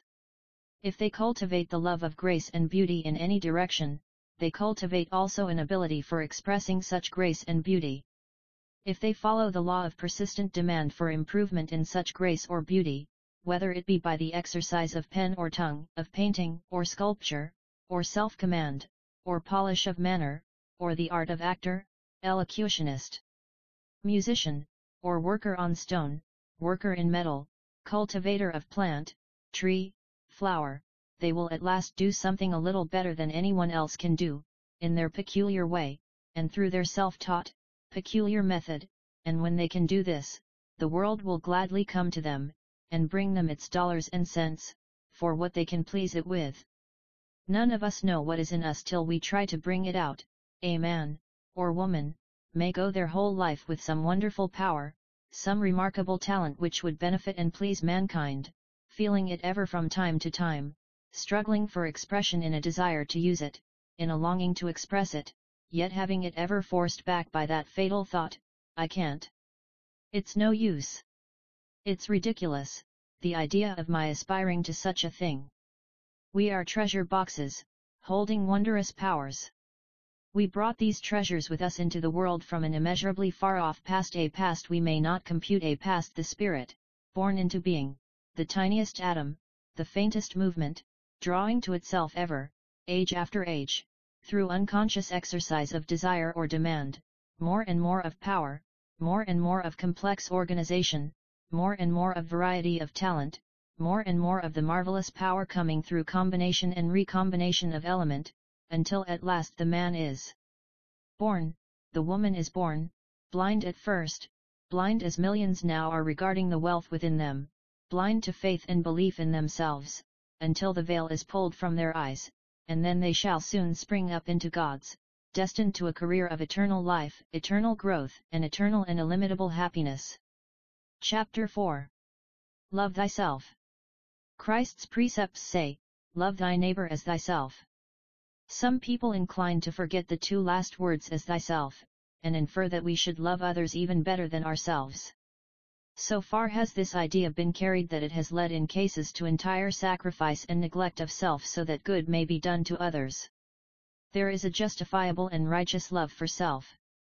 There can be no true spiritual growth without this higher love for self. Spiritual growth implies the cultivation and increase of every faculty and talent. It means the making of the symmetrically developed man and woman. Spiritual growth, fostered by unceasing demand of the supreme power, will bring power to keep the body in perfect health so as to escape pain and disease, and will eventually carry man above the present limited conditions of mortality. The higher love of self benefits others as well as ourselves. When we love a person, we send that person our quality of thought. If it is the aspiring order of thought, it is for that person a literal element and agency of life and health in proportion to his or her capacity for absorbing and assimilating it. If we think meanly of ourselves, if we are beggarly in spirit and are content to live on the bounty of others, if we care little for our personal appearance, if we are willing to get money by questionable means, if we believe there is no supreme and overruling power, governing our lives by an exact law, but that everything is left to chance, and that life is only a scramble for existence, we send in thought such beliefs to that person, and if our love is accepted, it is only a means to drag down instead of a power to elevate. How can we send the highest love to another if we do not have it for ourselves?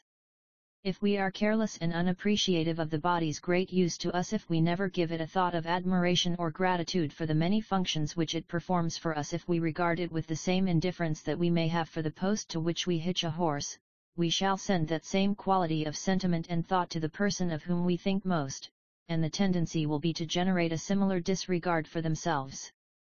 Either they will do this, or seeking light of the infinite, they will find themselves obliged in self-protection to refuse the love which we send them, because of its coarser and grosser quality. This is sometimes the error of mothers, who say, I don't care for myself so that my son or daughter's welfare is assured. I give and devote my whole life to them.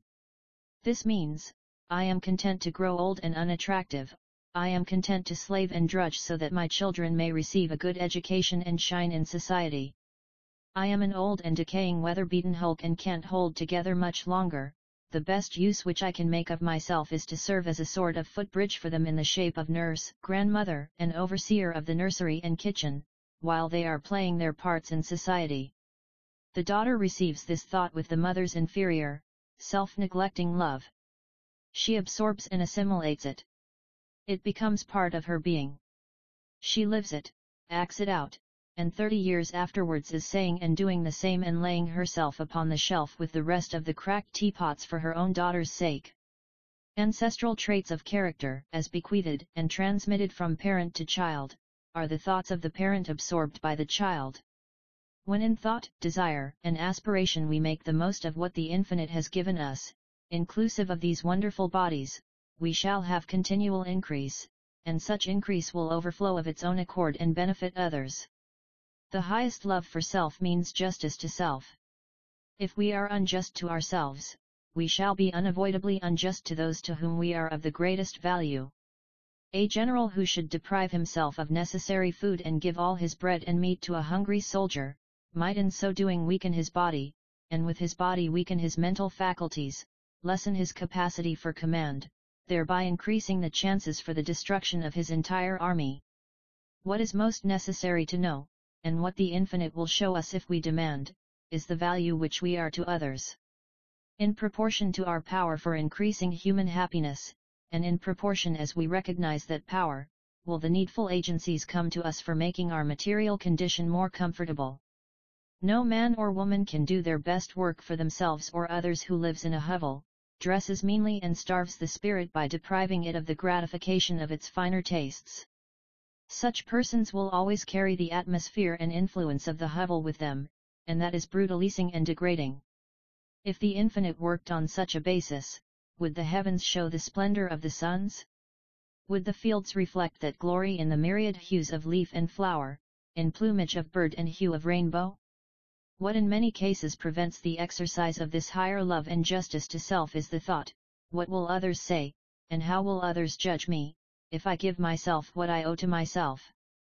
That is, you must not ride in your carriage until every needy relative has a carriage also. The general must not nourish his body properly because the hungry soldier might say that he was rioting in excess. When we appeal to the Supreme and our life is governed by a principle, we are not actuated either fear of public opinion or love of others' approbation, and we may be sure that the Supreme will sustain us. If in any way we try to live to suit others, we shall never suit them. The more we try, the more unreasonable and exacting do they become. The government of your life is a matter which lies entirely between God and yourself. When your life is swayed and influenced from any other source, you are on the wrong path. Very few people really love themselves. Very few really love their own bodies with the higher love. That higher love puts ever-increasing life in the body and ever-increasing capacity to enjoy life. Some place all their love on the apparel which they place on their bodies, some on the food they put in their bodies, some on the use or pleasure they can get from their bodies. That is not real love for self which gluts the body with food or keeps it continually under the influence of stimulants. It is not a real love for self which indulges to excess in any pleasure to be obtained from the body. The man who racks and strains his body and mind in the headlong pursuit of pleasures or business, loves that business or art unwisely. He has no regard for the instrument on which he is dependent for the materialization of his ideas. This is like the mechanic who should allow a costly tool, by which he is enabled to do rare and elaborate work, to rust or be otherwise injured through neglect. That is not the highest love for self which puts on its best and cleanest apparel when it goes out to visit or promenade and wears ragged or soiled clothes indoors. That is love of the opinion or approbation of others.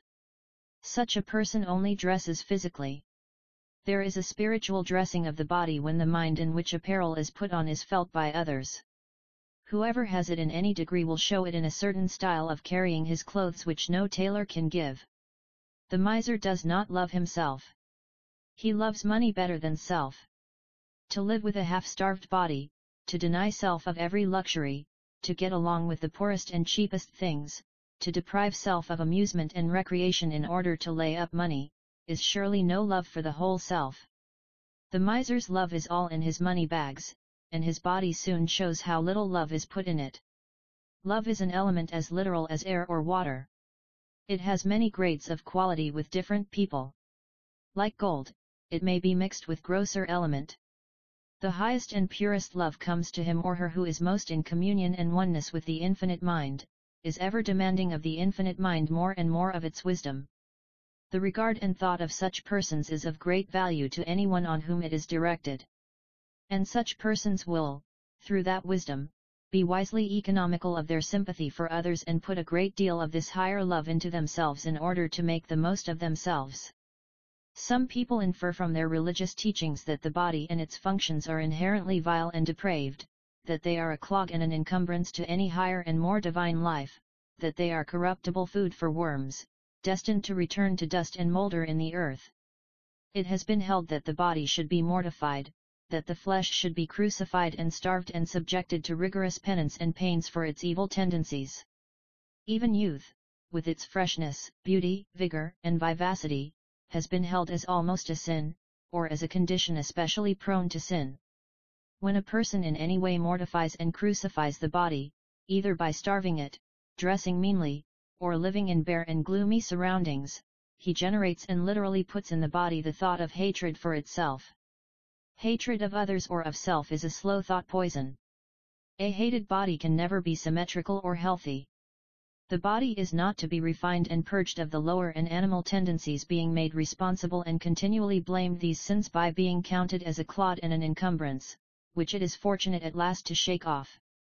Religion, so called, has in the past made a scapegoat of the body, accused it of every sin, and, in so doing and thinking, has filled it with sin. As one result, the professors of such religion have suffered pain and sickness. Their bodies have decayed, and death has often been preceded by long and painful illness. By their fruits ye shall know them. The fruits of such a faith and condition of mind prove error therein. There is a mind of the body, a carnal or material mind, a mind belonging to the instrument used by the spirit. It is a mind or thought lower or crude than that of the spirit. But this mind of the body need not, as has been held, be ever at war with the higher mind of the spirit.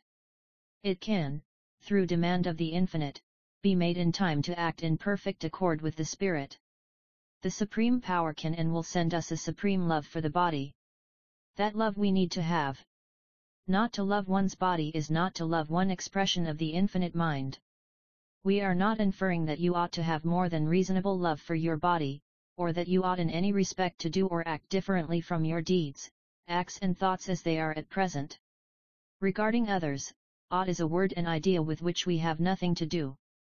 There is no reason in saying to a blind man, you ought to see. There is no more reason in saying to anyone, you ought not to have this or that defect of character. Whatever our mental condition may be at present, that we must act out.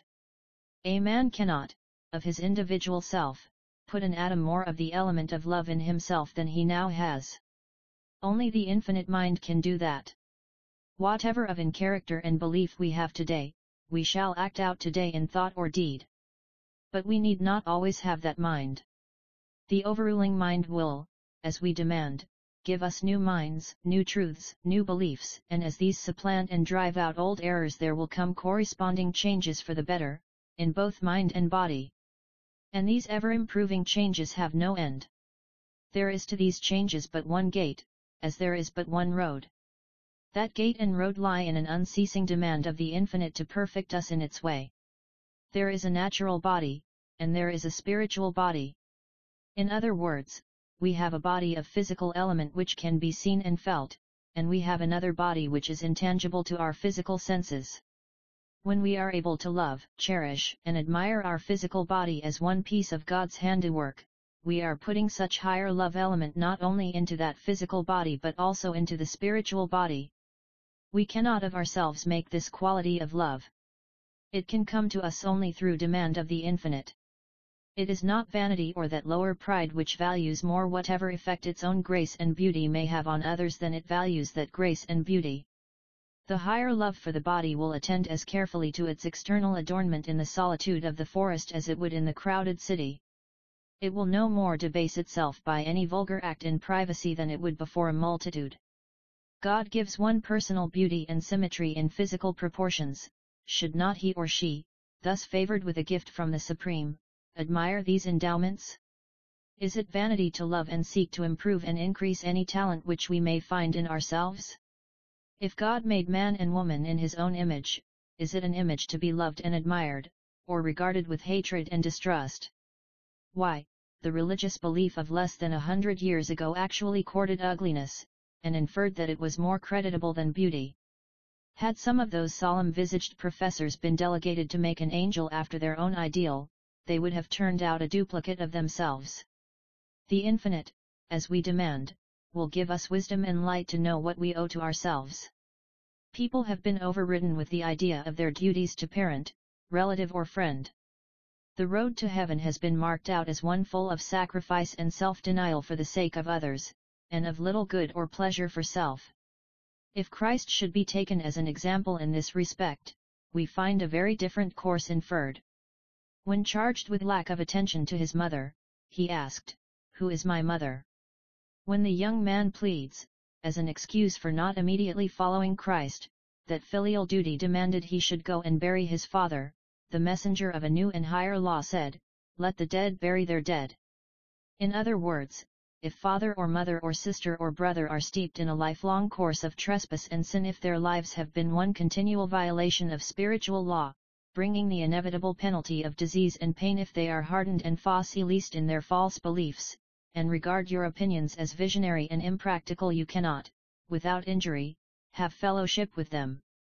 If you pretend for the sake of peace to agree with them, you are living a lie, and when you act or live a lie you materialize it and put it in your body, where it is a breeder of pain and unrest. If others cannot see the law of life as clearly as you, and in their blindness go stumbling on and filling themselves with decay and disease, it is not in the line of the highest justice that you should be called on to nurse them every time that they are sick, to absorb their sick and unhealthy thought, to give them your life and vitality, for this you do when you think much of anyone, and to be dragged down with them. You are not responsible for their blindness, nor can you open their eyes and make them see what is proven to you to be truth. Only the Infinite can do that. You do those who are in this lower and material current of thought no real good in ministering to them physically or spiritually. You may, having the stronger mind, bolster them up for a time, and, throwing your mind in theirs, you may give them your strength, but you cannot do this always, and when your influence is removed, as sometime it must be, they will fall back to their old condition. What then have you accomplished? You have taken so much force out of yourself that you owed to yourself. You have taught them to depend on you and not on what everyone must learn, to depend on the supreme power. Let the dead then, who are still above ground, bury their dead. Give them a thought and wish for their highest welfare whenever you do think of them, but leave them in God's care. When you put the higher love into yourself, when you reserve your forces to raise yourself higher in the scale of being, when it is your aim and unceasing, silent prayer to be raised out of the current of the lower and material thought into that spiritual condition beyond the reach of physical disease, when you aspire to have every sense and faculty refined and strengthened beyond the present lot of mortals, when you begin to realize, through the proofs coming to you, that these are possibilities, then you are a real benefit to everyone. You are then proving a law. You are showing that there is a road out of the ills which afflict humanity, and when others, seeing these things evidenced in your own life, ask how you obtain them, you can reply, I have grown, and am ever growing, into a higher and happier condition of mind and body, through knowledge of a law, and that law is as much for you to live by as for me. You may be able to say, I believe in the existence of the great overruling power which will show me ever the happier way of life as I demand wisdom of that power. I had little faith in the existence of that power at first, but I was prompted to pray or demand ability to see its reality. Now my faith in its reality is growing firmer. To throw our whole being, care, and thought into the welfare of others, no matter who they may be, without first asking of the Supreme if it be the wisest thing to do, is a sin, for it is an endeavor to use the forces given us by that power as we think best. The result is damage to self and a great lessening of ability to do real good to others. Between the Supreme Mind and ourselves there should exist a love which is at once a love of ourselves and a love of that mind. We must love what we draw from it, since what we draw and make part of self is drawn from God, and is a part of God. Every thought which we give to the Supreme Wisdom enriches us and directs us in the lasting path of happiness. Every thought which we give to others who are not actuated by the higher wisdom is unwisely bestowed. That wisdom will direct our thought, love, and sympathy to those on whom it can be bestowed without injury. To have our thoughts ever flowing spontaneously toward the infinite mind is to be one with God and a wise lover of self, as we feel ourselves more and more parts of God manifest in the flesh. If we give sympathy and aid, material or moral, to others as they call for it, and without reservation or judgment, people will take all that we have to give and come open-mouthed for more. They will keep this up until we are exhausted. No outsider will put a limit to your giving. You must do that yourself. What is called generous impulse is sometimes another name for extravagance and injustice to somebody. Those who fling money to servitors and overpay largely for trifling services often owe that money to others, or they may owe it to themselves. In the really spiritual domain of being, we find this injustice perpetrated on a still larger scale. Sympathetic natures sometimes give their whole lives to others. Giving thus their life and force to others becomes a fixed habit. They grow unable to restrain or control their sympathy. It overflows at everybody's call. They deprive themselves of things really needed and take up with the poorest in order to satisfy a mania for the squandering of time, force, effort, and thought on others. A widely spread idea prevails that we can never give too much or do too much for others. It argues that salvation is more readily attained by such reckless expenditure of self than in any other way. No matter how barren it makes our lives, no matter of how much we deprive ourselves, it is to be made up to us tenfold in time. We deem this a great mistake. We believe there is a divine economy which orders that when we give even our thought, we must give only as much as will really benefit others. Reckless prodigality throws dollars to children when cents would do them as much good. Reckless prodigality of sympathy, force, often gives 10 times more to a person than that person can appropriate. What people cannot appropriate is lost for them, and when you have sent it once out you cannot recall it. Undoubtedly to some, the idea of giving so much love to self will seem very cold, hard, and unmerciful. Still this matter may be seen in a different light, when we find that looking out for number one, as directed by the infinite, is really looking out for number two and is indeed the only way to permanently benefit number two. The gifts conferred by the Supreme Power are perfect gifts, and a perfect gift once received by us goes out and benefits many others. So soon as one person on this planet receives the perfect gift of immortality in the flesh, involving perfect health and freedom from all pain and disease, that gift will be contagious, for health is catching as well as disease. The cornerstone of all symmetrical growth and constant increase of mental and physical power is the reservation and care of our thought forces. This wisdom can only come as we demand it of the Supreme Power. I am often asked, how do you know what you assert? Or, have you proved these assertions to yourself? I know what I assert to be true, because I have seen its beneficial results as regards health and condition in life made evident. Other proofs are constantly coming. But what is clear to me is really no permanently convincing demonstration to any other person. That kind of proof you can only get from yourself and by the exercise and growth of your share of power given you by the infinite. In the physical world we can safely accept the statement of a navigator who asserts his discovery of a new island. The island looks the same to every physical eye. But on the spiritual side of life, spiritual things do not appear the same to all eyes. There are, so to speak, spiritual islands and spiritual realities which one person can see and another cannot see. You will see and get proof of these in proportion as you grow, and very possibly when you tell these things to others, they will call you a visionary, or will ascribe the material proof of such growth to some material cause. In the spiritual life every person is his or her own discoverer, and you need not be grieved if your discoveries are not believed in by others. It is not your business to argue and prove them to others. It is your business to push on, finding more and increase of your own individual happiness. Christ said to those of his time, "Though one rose from the dead, you would not believe him." In this respect, the world has not much changed since Christ used a material body on earth. Chapter 5. The Art of Forgetting. In the chemistry of the future, thought will be recognized as substance even as the acids, oxides, and all other chemicals of today. There is no chasm betwixt what we call the material and spiritual. Both are of substance or element. They blend imperceptibly into each other. In reality, the material is only a visible form of the finer elements which we call spiritual. Our unseen and unspoken thought is ever flowing from us, an element and force, real as the stream of water which we can see, or the current of electricity which we cannot see. It blends with the thought of others, and out of such combination new qualities of thought are formed, as in the mixture of chemicals there are formed new substances. If you send from you in thought the elements of worry, fret, hatred or grief, you are putting in action forces that are injurious to your mind and body.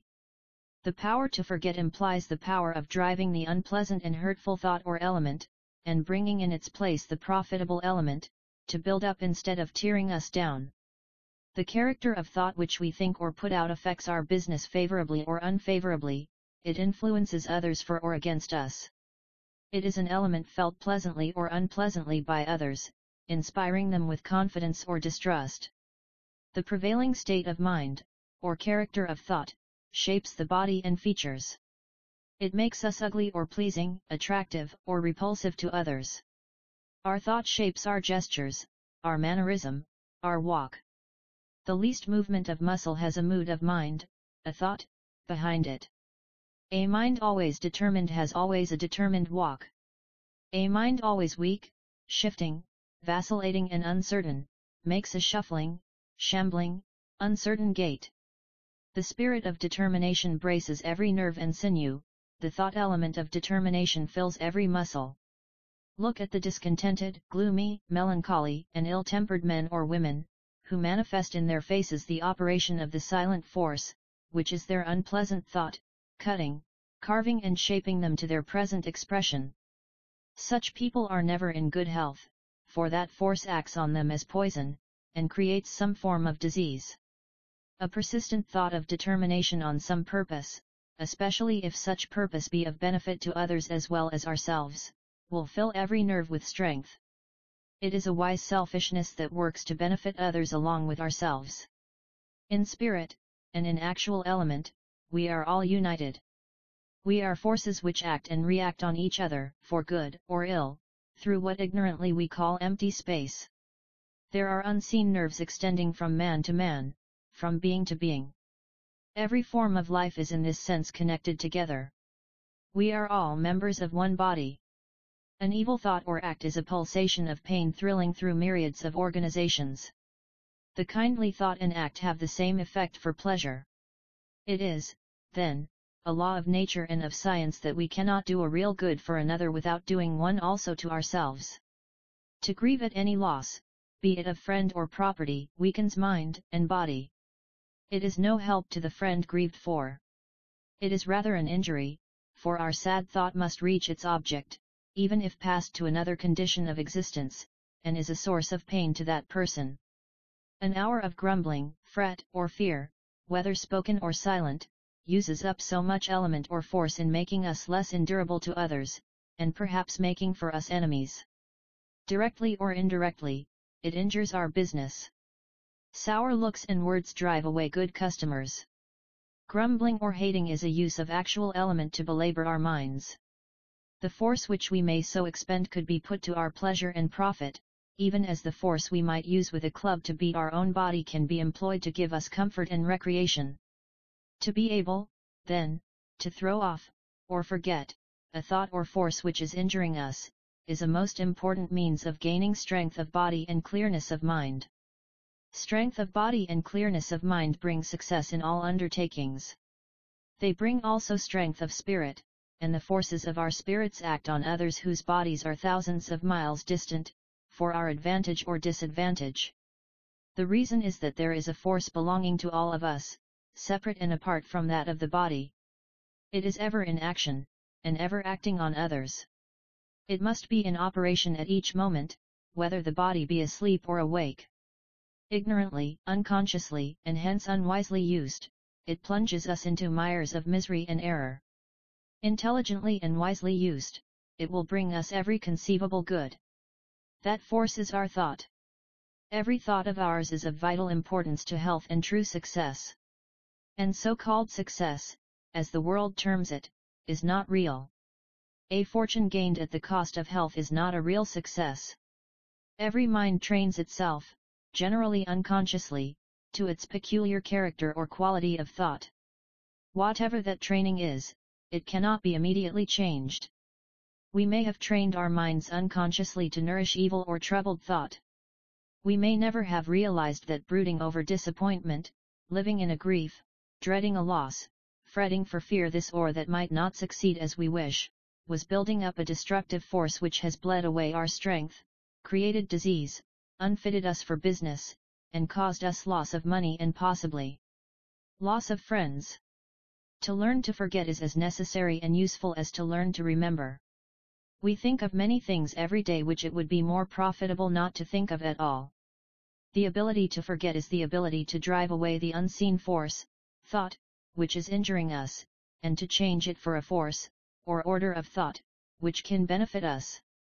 Demand imperiously and persistently any quality of character in which you may be lacking, and you will attract increase of such quality. Demand more patience or decision, more judgment or courage, more hopefulness or exactness, and you will increase in such qualities. These qualities are real elements. They belong to the subtler, and as yet unrecognized, chemistry of nature. The discouraged, hopeless and whining man has unconsciously demanded discouragement and hopelessness. So he gets it. This is his unconscious mental training for evil. Mind is magnetic, because it attracts to itself whatever thought it fixes itself upon, or that to which it opens itself. Give space to fear, and you will fear more and more.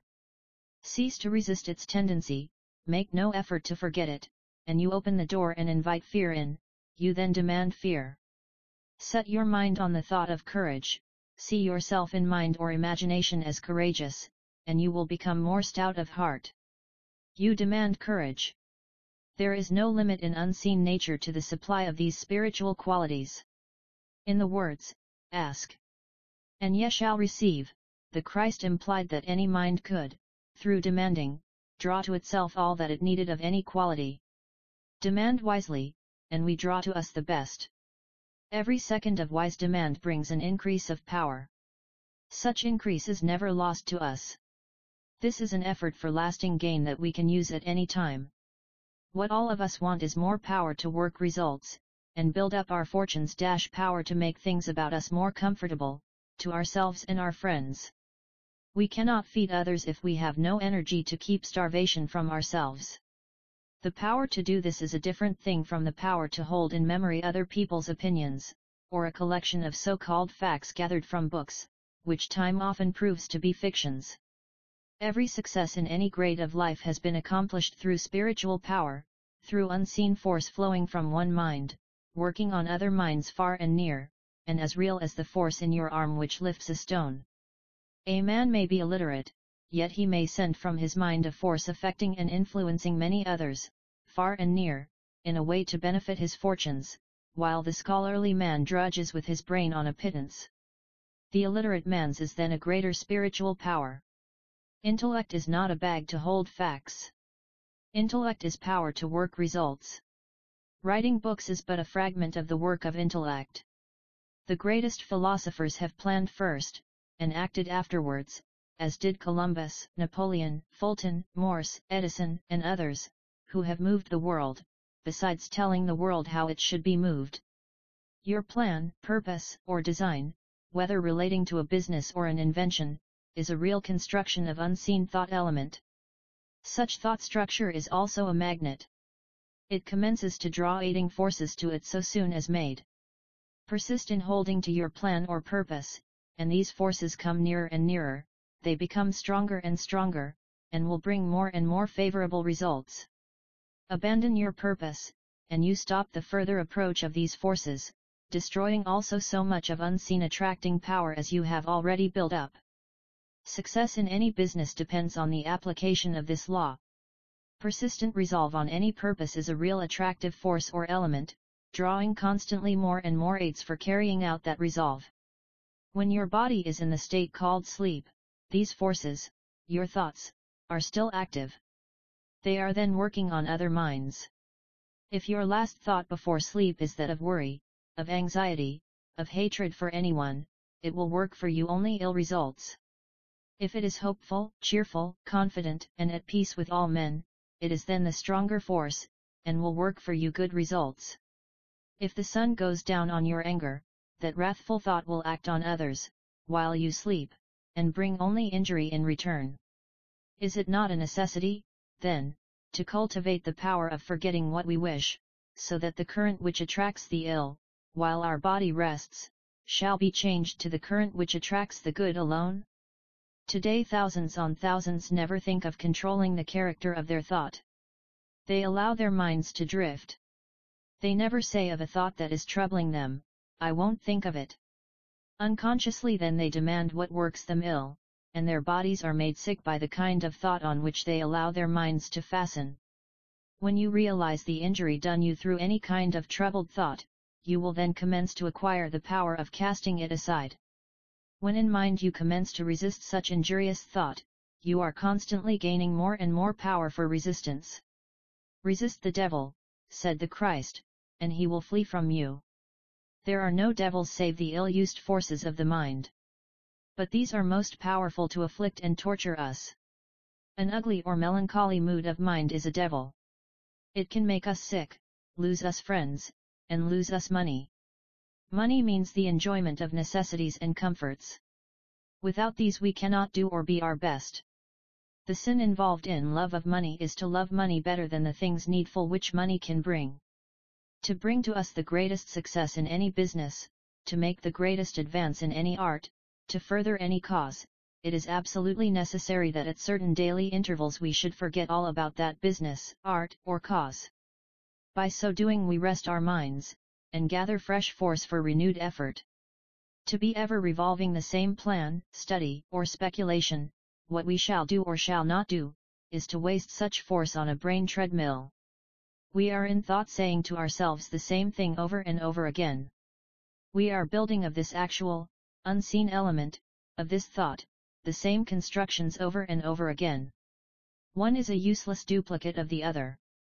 If we are always inclined to think or converse on one particular subject, if we will never forget it, if we will start it at all times and in all places, if we will not in thought and speech fall into the prevailing tone of the conversation about us, if we do not try to get up an interest in what is being talked of by others, if we determine only to converse on what interests us, or not converse at all, we are in danger of becoming cranks or monomaniacs. The crank draws his reputation on himself. He is one who, having forced one idea, and one alone, on himself, has resolved, perhaps unconsciously, to foist that same idea on everybody else. He will not forget at periods his pet theory or purpose, and adapt himself to the height of others. For this reason he loses the power to forget, to throw from his mind the one absorbing thought. He drifts more and more into that one idea. He surrounds himself with its peculiar atmosphere or element, and it becomes no less real than any other which we can see or handle. Others near him feel the influence of this single idea, and feel it disagreeably, because the thought of one person is felt by others near him through a sense as yet unnamed. In the exercise of this sense lies the secret of your favorable or unfavorable impressions of people at first sight. You are in thought, as it flows from you always, sending into the air an element which affects others for or against you, according to its quality, and in proportion to the acuteness of their sense which feels thought. You are influenced by the thought of others in the same way, be they far or near. Hence we are talking to others when our tongues are still. We are making ourselves hated or loved while we sit alone in the privacy of our chambers. A crank often becomes a martyr, or thinks himself one. There is no absolute necessity for martyrdom in any cause, save the necessity of ignorance. There never was any absolute necessity, save for the same reason, Martyrdom always implies lack of judgment and tact in the presentation of any principle new to the world. Analyze martyrdom, and you will find in the martyr a determination to force on people some idea in an offensive and antagonistic form. People of great ability, through dwelling on one idea, have at last been captured by it. The antagonism which they drew from others they drew because they held it first in their own mind. "I come not to bring peace," said the Christ, "but a sword." The time has now come in the world's history for the sword to be sheathed. Many good people unconsciously use swords in advising what they deem better things.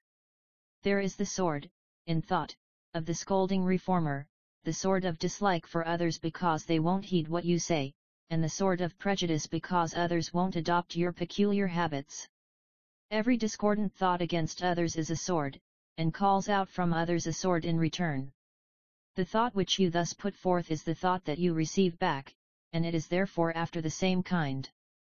The coming empire of peace is to be built up by reconciling differences, making friends of enemies, telling people of the good that is in them rather than the bad, discouraging gossip and evil speaking by the introduction of subjects more pleasant and profitable, and proving through one's life that there are laws, not generally recognized, which will give health, happiness, and fortune, without injustice or injury to others.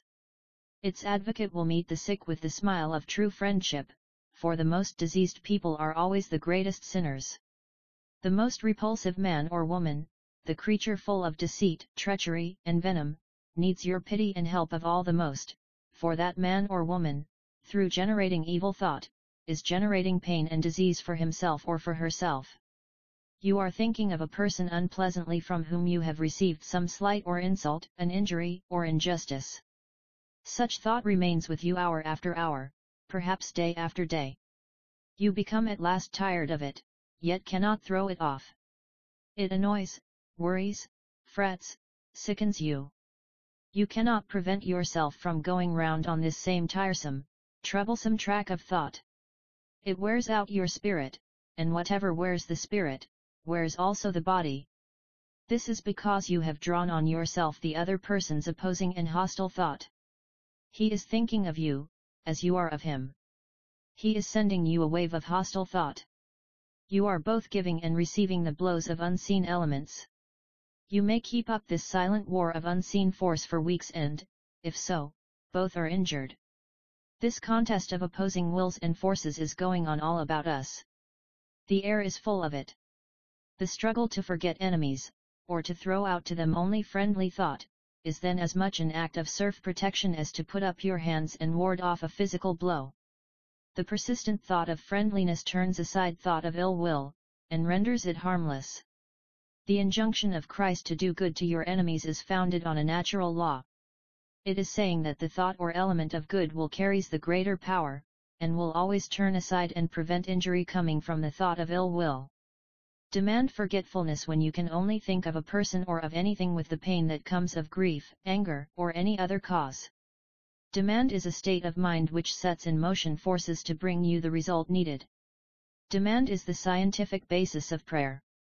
Do not supplicate. Demand persistently your share of force out of the elements about you, by which you can rule your mind to any desired mood. There are no limits to the strength which may be gained through the cultivation of our thought power. It can keep from us all pain arising from grief, from loss of fortune, loss of friends, and disagreeable situations in life. Such power is the very element or attitude of mind most favorable to the gain of fortune and friends. The stronger mind throws off the burdensome, wearying, fretting thought, forgets it, and interests itself in something else. The weaker mind dwells in the fretting, worrying thought and is enslaved thereby. When you fear a misfortune, which may never happen, your body becomes weak, your energy is paralyzed. But you can, through constantly demanding it, dig out of yourself a power which will throw off any fear or troublesome state of mind. Such power is the high road to success. Demand it, and it will increase more and more, until at last you will know no fear. A fearless man or woman can accomplish wonders. That no individual may have gained the full height of this power, is no proof that it cannot be really gained. Newer and more wonderful things are ever happening in the world. some decades ago, and he who should assert that a human voice could be heard between New York and Philadelphia would have been called a lunatic. Now, the wonder of the telephone is an everyday affair.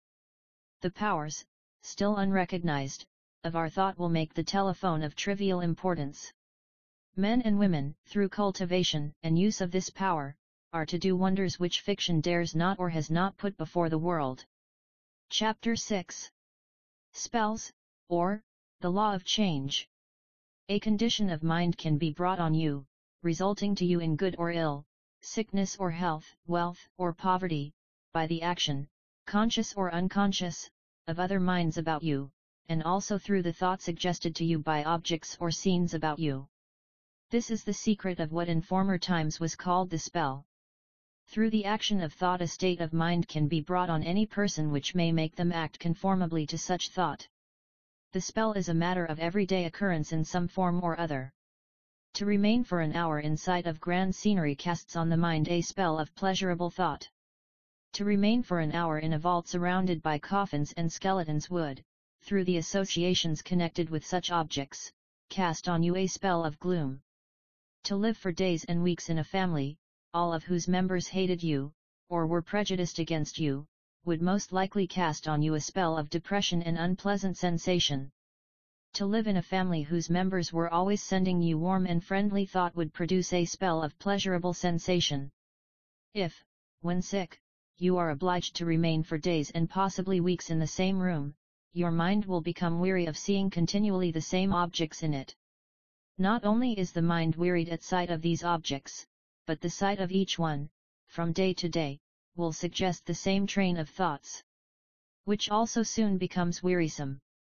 Mind weariness, from this or any other cause, has a natural drift towards despondency. Matters present and future then assume their darkest aspect and the darkest side of every possibility comes uppermost. Despondent thought, as has been many times repeated, is force used to tear the body down instead of building it up. This action and condition of thought is one form of the spell. It is broken most speedily by a change to another place and another room. For this reason change of scene is frequently recommended to the invalid. Change of scene and locality means not only a change of objects beheld by the eye but a change also in thought, as new ideas, and possibly a new condition of mind, come through seeing the new set of objects. The new condition of mind will break the spell. There is a much closer connection between things tangible and seen of the eye and things intangible than is generally imagined. In other words, there is a close connection between things material and things spiritual. The force or element which we call thought is all-pervading, and takes innumerable varieties of expression.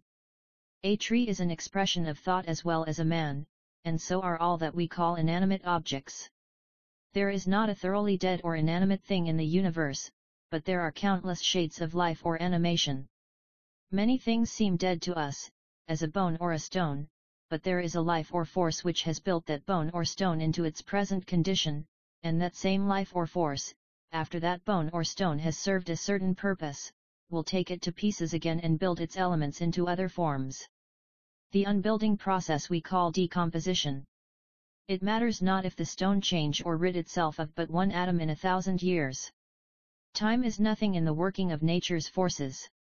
Decomposition, then, is a proof of the existence of all-pervading and ever-working life or force. Otherwise, the stone or bone would remain without change through all eternity. Incessant change is ever going on in the boundless universe, it is an inevitable accompaniment of all life, and the greater the life and force in you, the more rapid and varied will be the changes. Everything, from a stone to a human being, sends out to you, as you look upon it, a certain amount of force, affecting you beneficially or injuriously according to the quantity of life or animation which it possesses. Take any article of furniture, a chair or bedstead, for instance. It contains not only the thought of those who first planned and molded it in its construction, but it is also permeated with the thought and varying moods of all who have sat on it or slept in it. So also are the walls and every article of furniture in any room permeated with the thought of those who have dwelt in it, and if it has been long lived in by people whose lives were narrow, whose occupation varied little from year to year, whose moods were dismal and cheerless, the walls and furniture will be saturated with this gloomy and sickly order of thought. If you are very sensitive, and stay in such a room but for a single day, you will feel in some way the depressing effect of such thought, unless you keep very positive to it, and to keep sufficiently positive for 24 hours at a time to resist it would be extremely difficult.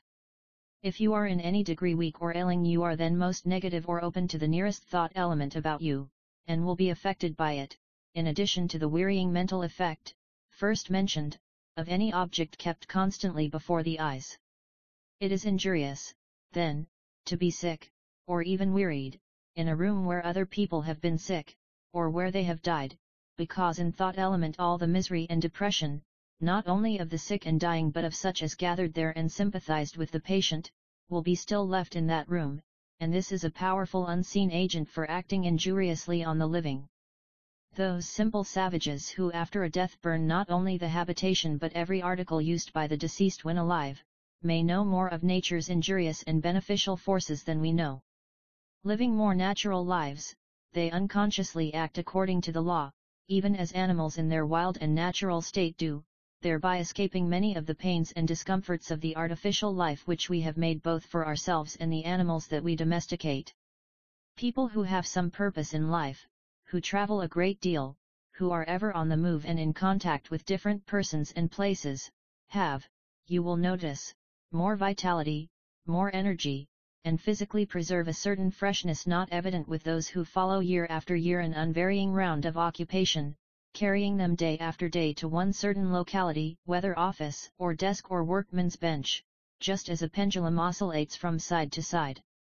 These last look older at 40 than the active, changing person does at 60, because their unvarying lives, the daily presence and sight of the same objects at their dwellings or places of business, contact with the same individual or individuals at meals and in leisure moments, an interchange of about the same thoughts year in and year out, weave about them an invisible web composed of strands or filaments of the same unvarying thought, and this web literally strengthens from year to year.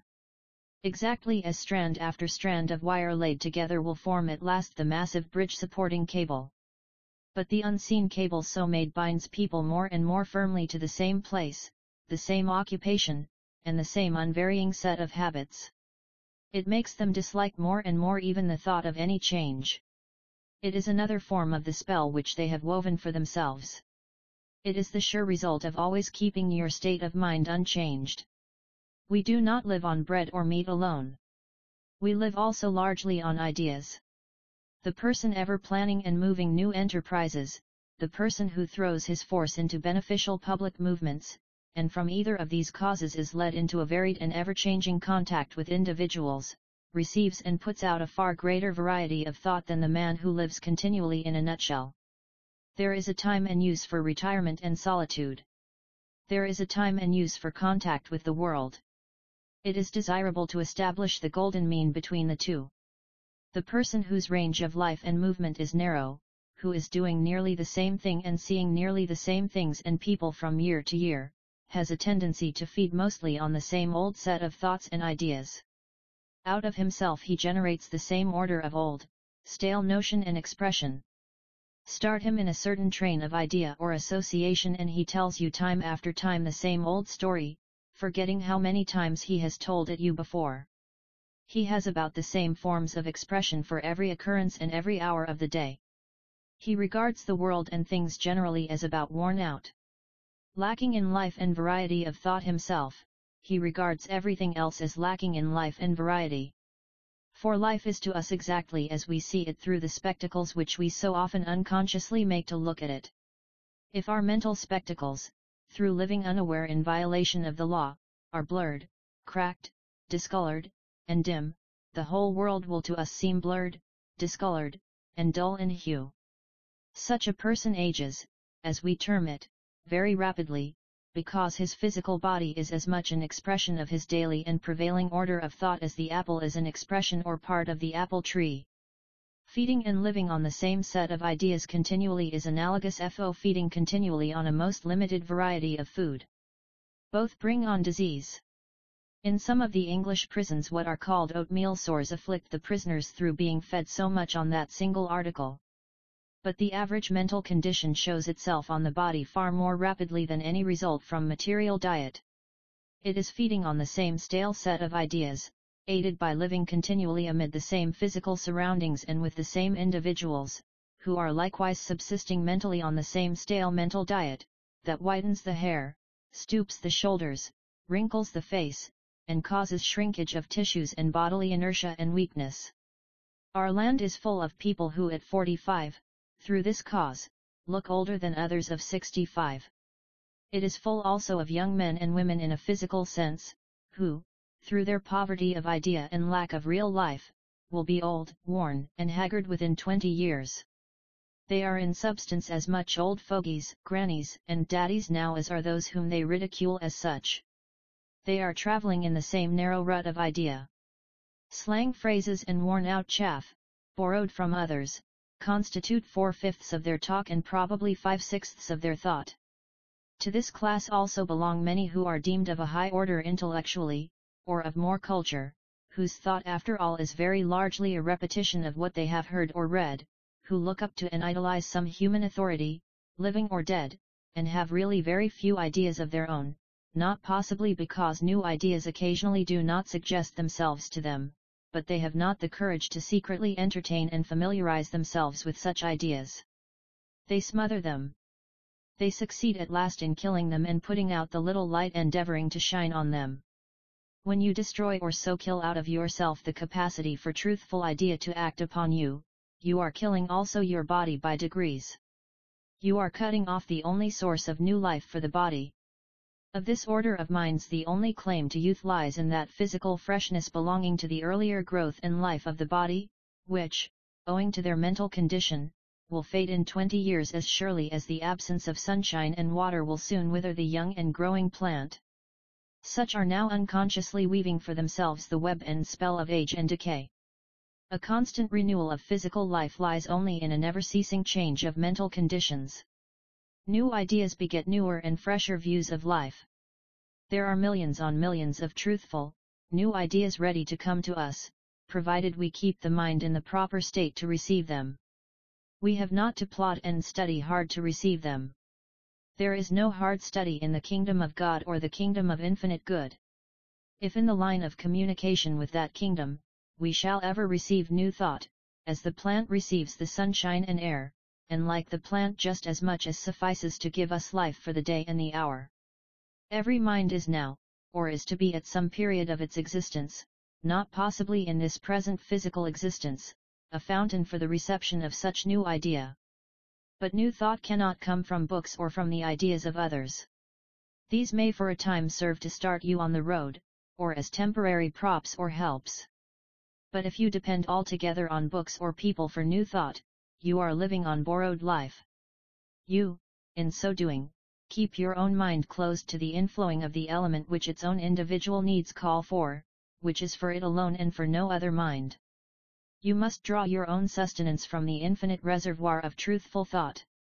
Until you do so you are not a well of water springing up into everlasting life, nor have you reached the initial point of that real and perfected existence which feels at home anywhere in the universe and can draw its self-sustaining life at any place in the universe. No agency fetters more or does more harm to both mind and body than a very close and constant association with a mind or minds inferior to yours in tastes, in refinement, in breadth of views and quality of motive. Such order of mind ever near you and with which you are much in sympathy, will infuse into yours more or less of its grosser desire or taste. It will blind you more or less to higher and healthier views and modes of life. You will, unconsciously to yourself, live and act out much of that mind's life. You will be peevish or cynical or mean in your dealings, when it is not the real you that is so thinking or acting, but the constant flow to you and reception by you of the grosser force or element of that mind, which you thus act out. You become, then, literally a part of the other and inferior mind. This will surely affect the body which in its material substance becomes a material expression of that lower mind grafted on yours. Unless you sunder this mental tie, the inferior graft may outgrow the original tree. You will become physically inert, lifeless, and be affected with some form of disease, because you are then giving that inferior graft your own thought or force. It can appropriate but a small part of that force, but from what it can, it draws its own stinted life. You are then giving of your gold and getting base metal in return. You are then giving of your life and getting a slow and living death in return. For the mind most clear and active in thought, considerate, wise and prudent, broadly but not recklessly benevolent in action, does give to others, and especially to those with whom it is in close sympathy, life and vigor, both of mind and body. Talking openly has very little to do with the good or ill results coming of minds in close association and sympathy. It is not what people talk. It is what people think of each other that most affects them. A person always near you and ever thinking of you with dissatisfaction or peevishness, or putting out the thought of opposition to your aims and wishes, will eventually make you feel unpleasantly, be his or her words ever so fair. Such a person, under these circumstances, will at last injure you in mind and body. That person is throwing a spell on you. On the contrary, the near presence of a person pleasantly disposed toward you, who wishes to bring you pleasure or benefit without an axe to grind, will give you a feeling of rest and quiet, though such person may not say a word for hours. These different sensations are among the many proofs that thought is a literal element, in some way ever affecting us, and ever bringing results as it comes to us from others or is sent by us to others. In this last case the spell may be beneficial to you. There is but one way of breaking the evil spell caused by continual association with the inferior mind or minds, which spell will surely prove fatal if continued in, and is indeed proving fatal to thousands at the present day. That method is an entire separation from such mind or minds. Such sundering of these injurious mental ties cannot, however, in every case be abrupt, or evils may result as great as those which it is sought to avoid. If a graft, however injurious, be roughly torn from the tree also is injured and perhaps destroyed. If your life has been one of long association with a lower mind, if both of you have, as previously stated, grown into a common life, and you are suddenly torn apart, the shock may prove to you injurious. If one subsists for a long time on an injurious food, still a certain kind of life is derived from that food, and as the system has become accustomed to it, it cannot be immediately replaced by a healthier food. The system at first may not be able thoroughly to assimilate and digest such healthier food. There is a similar action and result as regards our mental diet. Once be convinced of the evil resulting to you from any close, inferior association, and you will first assume in mind that such tie must be sundered. Assume this persistently, and half the work is done. That changed state of mind is the force then always working to free you, as your former state of mind, which endured, suffered, and submitted internally, was the force which bound you more and more firmly. The separation is now in your changed mental attitude simply a work of time. You have little to do, save to waltz and take advantage of opportunities as they offer themselves. You have, in fact, committed yourself to another current of thought, and the forces coming of your changed mental condition and interior resolve are the spiritual correspondence of a great river to whose current you have committed yourself, and it is slowly bearing you away from your former enslaved condition. This is not a figurative illustration. Change permanently a state of mind in which you have been for years, change unwilling submission into a hidden resolve no longer to submit, change endurance of near associations into a permanent and hidden resolve that you will separate from such associations. Change that enforced content called resignation to circumstances, as, for instance, resignation to the presence of inferior, squalid, and unpleasant material surroundings, into that positive internal mental attitude, which in plain language says I won't put up with this any longer, my body may be obliged to submit, endure, and suffer from these things temporarily, as it has done in the past, but in mind I will neither endure nor be resigned as I have been. And you have placed yourself in the action of another power which will gradually bear you away from the old source of ill. It is not so much what we do as what we think that brings results. By the force put out of what you permanently think are you carried, as on a current, to those results. You need do very little until you see that the time and opportunity has come for doing. It would be poor judgment for a man floating on a log down the Mississippi to keep on splashing the water and thereby using up his strength for the sake of doing something.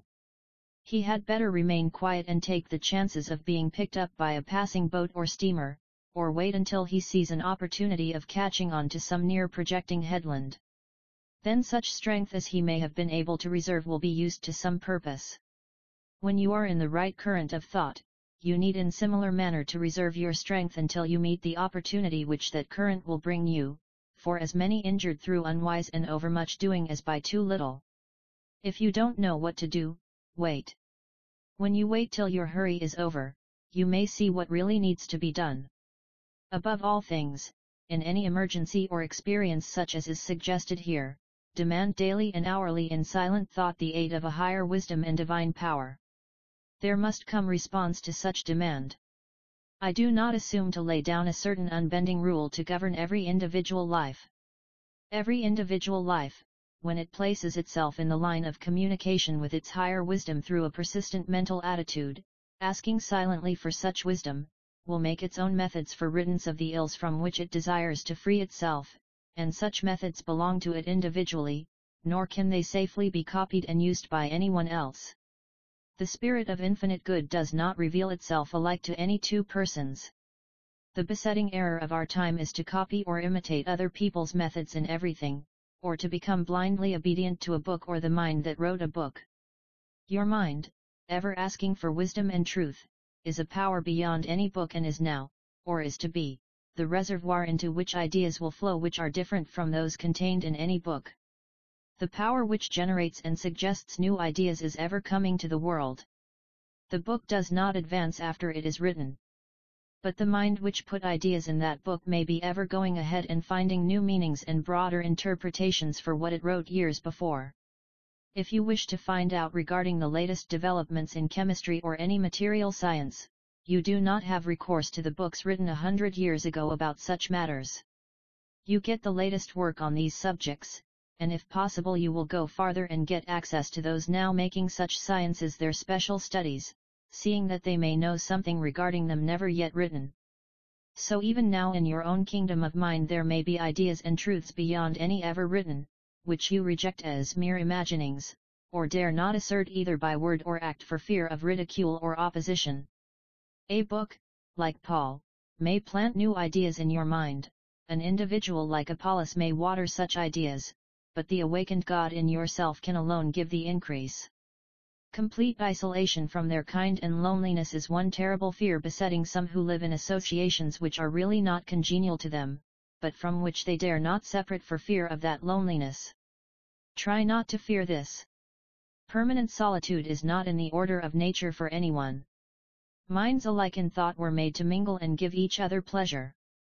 It is often the clinging to that order of association which, after all, only wearies you, and may oblige you often to play an enforced part to meet such association, that forms the barrier keeping you from your real companions. So long as, in mind, you accept the lower association, so long are you keeping the better away and sending it farther from you. So soon as you reject the lower, in mind, so soon do you set in motion the force to bring the better to you. Chapter 7. Regeneration, or, being born again. We do not yet know the full meaning or value of life. The commonly held idea of existence runs thus: to be born, to grow from infancy to youth, from youth to maturity, from maturity to old age, from old age to death. During these stages, to gain possibly fame or fortune, but ever at the end to weaken, sicken, and die. Man's real and ever-growing life is a condition so unlike this present existence, that there is scarcely a possibility of any realization thereof by comparison between the two. If you had never seen anything of a tree but its roots in the dark, damp ground, could anyone by means of words convey to you a realization of the beauty of its foliage and blossoms in the sunlight? Our physical existence is the root from which in the future is to come an indescribable beauty and power. Some speak lightly of their bodies, call them encumbrances, and entertain glowing anticipations, when rid of them, of a blissful life, entirely in the spiritual realm of existence. This involves an error. Because a certain physical life with ever-refining physical senses is in every stage of existence a necessity to the fullest completement of our lives. The Christ of Judea spoke of the necessity of regeneration. Ye must be born again, he says. Reincarnated we all have been many times. Regeneration is a step beyond reincarnation. Reincarnation means the total loss of one physical body and the getting of a new one through the aid of another organization.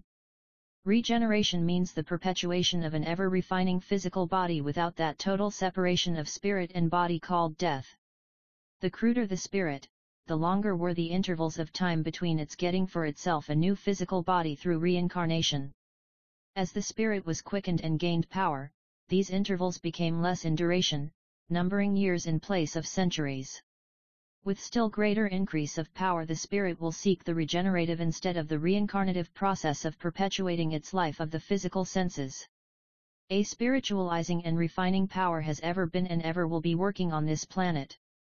It has through innumerable ages changed all forms of being, whether mineral, animal, or vegetable, from coarse to finer types. It works with man as with all other organizations. It is ever changing him gradually from a material to a more spiritual being. It is carrying him through his many physical existences from one degree of perfection to another. It has in store for him new powers, new lives, and new methods of existence. That spiritual power has given him in the past new inventions. It illuminated his mind to see the uses of steam, electricity, and other material agencies. But far greater illumination is to come. A time is coming when he will not need iron, steam, and electricity to promote his convenience or enjoyment. New powers born out of his spiritual life will supersede the necessity of many of his present material aids. There will come in the future a more perfected life, when, for the few at first and the many afterwards, there will be no physical death. In other words, every spirit will be able to use both its spiritual and physical senses, through the continual regeneration of its physical body. Such making over and over again of the physical body will come of successive changes of mind.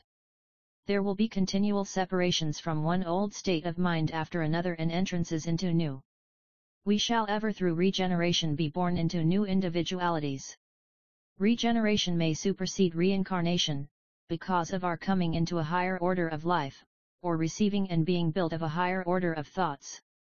The spirit will then be ever changing its physical body for one still finer and more spiritualized. This is the process referred to by Christ as being born again. Life is an eternal series of regenerations. The whole aim and scope of all these writings is the endeavor to show what life really means, how the spiritual life rules the physical life, and how we are all growing from cruder to finer forms of life. The spirit is regenerated when it shakes off the old physical body.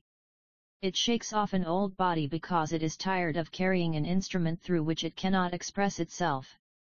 The old man or woman of decaying powers has as much mind or spirit as ever. But that mind cannot act on its body. It is cut off in a sense from that body. It is receding from that body and will finally quit it altogether. It recedes because, through ignorance, it has been drawing for years inferior thought in a monotonous round of thought to the body and endeavoring to make it over again with an old rotten material. It is like trying to repair a leaky roof with rotten shingles. This is the degenerative process of today and the cause of the decaying physical powers and death of the body. But the more enlightened spirit will find out how to act on and replenish the body with newer and newer thought. This makes the body ever newer and so keeps up the necessary connection between spirit and body. We do not part with life in the loss of the physical body. But we do lose thereby one kind of life and a most important agency for the fullest enjoyment of life. We lose in what is called death the use of that set of senses which we call the physical. We lose the power of living in a close connection with the world of physical things. It is most desirable to maintain a connection with the physical world, and the spirit on losing its body, contrary to general belief, laments the loss of such body and desires eagerly to have the possession and use of its former physical senses. Failing in this it uses, so far as it can, by a psychological law, the physical senses of those having bodies, whom it can influence or control. Every living man and woman has such influence brought to bear on him or her from the unseen side of life. The dead, as they are falsely called, resume imperfectly their lives on earth, through aid unconsciously given them by the living, or, more properly speaking, by those living with physical bodies. If we do not wish to find out the new, if we instantly reject what some may call newfangled ideas, if we want to go on in the old way of our fathers, then we invite the company and mind of spirits as ignorant as ourselves, who will only help on the decay of our bodies after getting from them all the use they can. These are unregenerate spirits. They have drawn to them little new thought since losing their bodies. They will, by reason of the same ignorance through which they lost the last physical body, be drawn into another reincarnation, and perhaps another and another, until at last, gaining with each life more knowledge, they will know how to regenerate their bodies. This regeneration will not come of any material medicines or methods. It will come of changing spiritual conditions. These spiritual conditions will cause the adoption of new habits and ways of life. But to adopt these habits before the spiritual condition prompts or demands them will do little good. We have a life of the physical senses. We have another of the finer or spiritual senses. We live during the waking hours by the physical senses. We live another life during sleep by the spiritual senses. When these two lives are properly adjusted, they feed each other healthfully. With such proper adjustment, the physical senses receive a certain necessary supply of element from the spiritual while the body sleeps. The spiritual being receives also from the material condition a certain vital supply. If your spirit loses its body, these sources of mutual supply between body and spirit are for a time cut off. The more perfected or regenerated life of the future means the consciousness of existence by both the physical and spiritual senses. The life of the physical senses and that of the spiritual senses are necessary to each other. When they are joined together, and we become conscious of the use of both, life is relatively perfected and the spirit attains a degree of happiness not now to be imagined. During all the centuries which have passed since Christ's time, can we point to any instance of this new birth or regeneration? If such regeneration is owing to a higher faith and higher law, can we say that any persons, no matter what may have been their reputation for piety or uprightness, whose bodies have finally sickened and decayed, have lived up to the highest law? The wages of sin is death, says the Bible. We would prefer to say that the result of an unperfected life is the death of the physical body. The body of every weak, shriveled, trembling old man or woman today is the result of sins committed in ignorance. Those sins lay in their thoughts.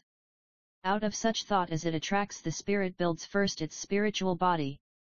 The physical body is a material correspondence of the spiritual body. If the spirit believes in error, it builds that error into the body. The result is decay. For this result no blame can be imputed to those who suffer. They have lived up to all the light and knowledge they had. With more growth there will, in some condition of existence, come to them more knowledge. They will then see new methods of living and avoid the mistakes of the former less perfected life. Charity comes of the knowledge that all people live up to the best light which they have. God alone can light up the darkened chambers of our and their minds. When we, leaving the faults of others alone, ask that our minds may be illuminated so as to see and avoid evil, that illumination alone will help all about us. People weary of existence, because they think year after year the same set of thoughts and ideas over and over again. Eternal life and happiness come of a perpetual flow to us of new thought and idea. Thought is food for our spiritual beings. Our physical bodies are not nourished on one monotonous kind of food from year to year. Feed the spirit with the same thought, or try to, from year to year, and it becomes sick. The sick spirit makes the sick body. The law of eternal life will not allow this repetition to go on. The law says to us, you were not made to run in ruts and grooves of fixed habit. You are not as John Smith or John Brown to be an eternal individuality without change, like a post rooted in the ground. You are to have a new mind for this period, and a superior mind with increased powers of perception for the next period. You are ever, by drawing to you and adding to you new thought, to be as so many different individuals, as you live on, and this process of regeneration proceeds, you are born or changed into successive types of being, each one being finer than the last. The regenerated life with a physical body means an ever-increasing life. It means a fresher capacity, with each day's waking, to sense that beauty in nature which exists all around us. It means a new glory in each day's sunshine.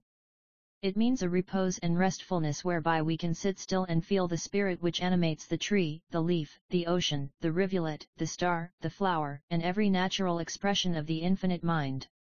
It means the daily flow to us of new thoughts which shall fill us with new life. It means that we shall rejoice in the realization and firmly grounded faith that we have in us the possibilities for development into numberless new lives.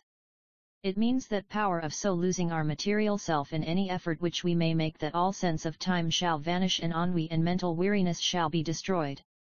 It means power to live without drudgery of mind and body, or that anxiety which is even worse than drudgery. It means at last the getting of enjoyment from all things. To get enjoyment from everything is to get life from everything. To get life from everything is to get power from all things. To get power implies a control of all physical elements. This includes a power of ever holding and ever refining physical body. Ennui is sickness.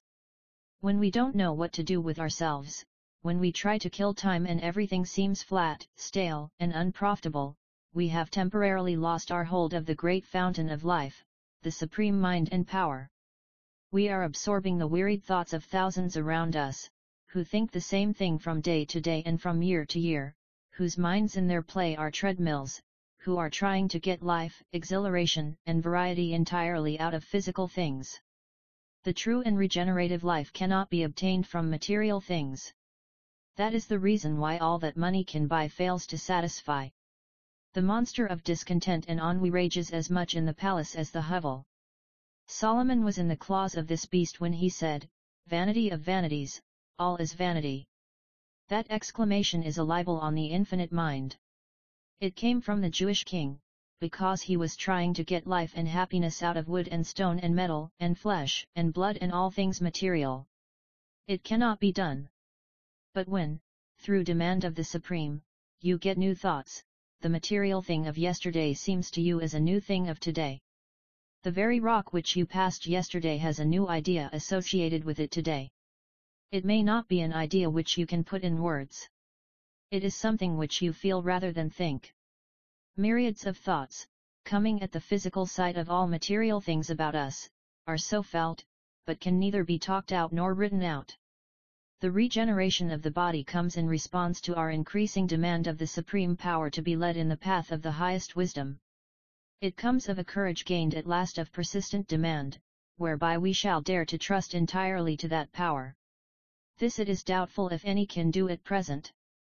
We try to trust in God, but when the pinch comes and things look dark, we are tempted to adopt some of our worn-out material methods for averting the evil. But perfect trust in the supreme power can gradually come to us. When it does, men will become more than mortal. Whoever attains to such perfect trust will be regenerated. Demand then new thoughts, and an increasing nearness to the supreme mind, and in time you receive new life, and all things about you are, for you, imbued with new life or idea. You are then in the line of the regenerative process. Your spirit, as well as your body, is being born again and again. It is drawing to it ever new ideas, and becomes literally a new spirit, a new being. If the spirit is being thus renewed or regenerated, the body must be also. As we become more spiritualized, as the material mind gives place more and more to the spiritual mind, in other words, as the regenerative process goes on, we shall, from time to time, find ourselves prompted to change many of our habits and modes of life. These changes will involve eating, sleeping, and association. But we need not try to force these changes on ourselves. The regenerative process will involve the eating of less and less animal food, until we shall eat none whatever. But there would be nothing gained from ceasing to eat meat before the desire for it had gone. The regenerative process will impel us at times to seek solitude, because when alone with nature the spirit absorbs and assimilates a finer quality of thought. But to enforce on ourselves the solitude of the hermitage or cloister when there is no real love for it does little good, as is proved by the fact that hermit and recluse have physically decayed and died like the rest. This regeneration of the body will come to no one directly from any system of forms, habits, or observances. It will come because of a time ripe for it to come. As this planet ripens spiritually, all material things upon it partake of that ripening or development. The life of today, so different and superior to that of 500 or 1,000 years ago, is a part and a proof of that development. The earth ripened first from chaos to coarse development in the animal and vegetable kingdoms of ages ago, and then to its present relatively more refined condition. But this refining process is never to cease. Perhaps you will say on reading this, "What has all this to do with me?" What you say may be true. But it is all too far off, too indefinite. I want something to benefit me now. This idea of the body's regeneration is for you a benefit now, if you can accept it. It cannot be displaced from your mind. It will first, as a tiny seed, stay there. It may for months or years show no sign of life and seem to be forgotten. But it will grow and have more and more of a place in your thought. It will gradually change the quality of your thoughts. It will gradually force out an old and false interpretation of life and bring in a new one. It will impel you to look ever forward to newer joys and make you cease groping among regrets and sad remembrances of your past, when you know that such thoughts bring decay and death to the body. We are built literally of our thoughts.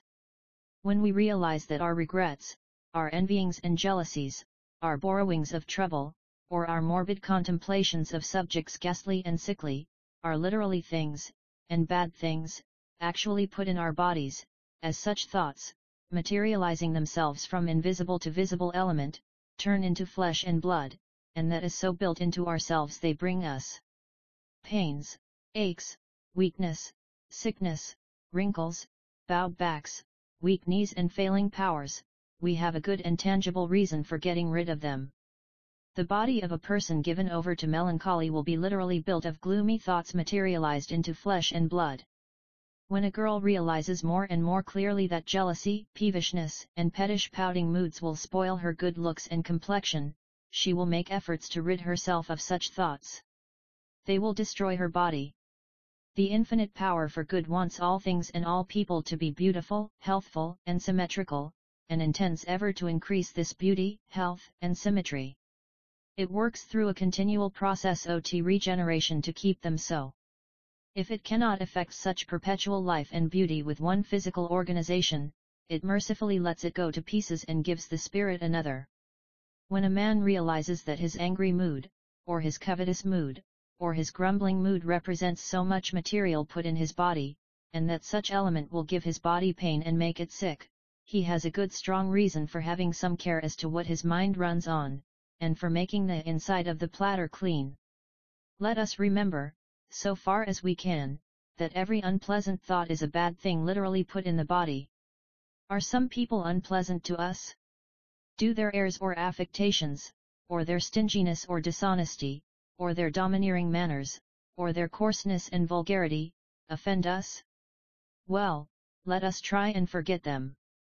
Why talk them over for an hour, holding the while all their disagreeable traits in our minds, and think of them, maybe, for hours afterwards, when we know that these unpleasant images which we carry in mind are things which are being literally put in our bodies to affect them injuriously and degenerate them. All such thoughts we must get rid of. Such riddance is the commencement of getting a new body. It is in the way of a literal regeneration. If through long habit we find that we cannot by our own endeavor keep out of these injurious moods, if we find ourselves from time to time drawn into the current of tattle, or greed, or envy, we can cease all endeavor of our own and ask help of the Supreme Power to give us new and better thoughts. That power, through our demand, will give us a new mind. The new mind will bring the new body.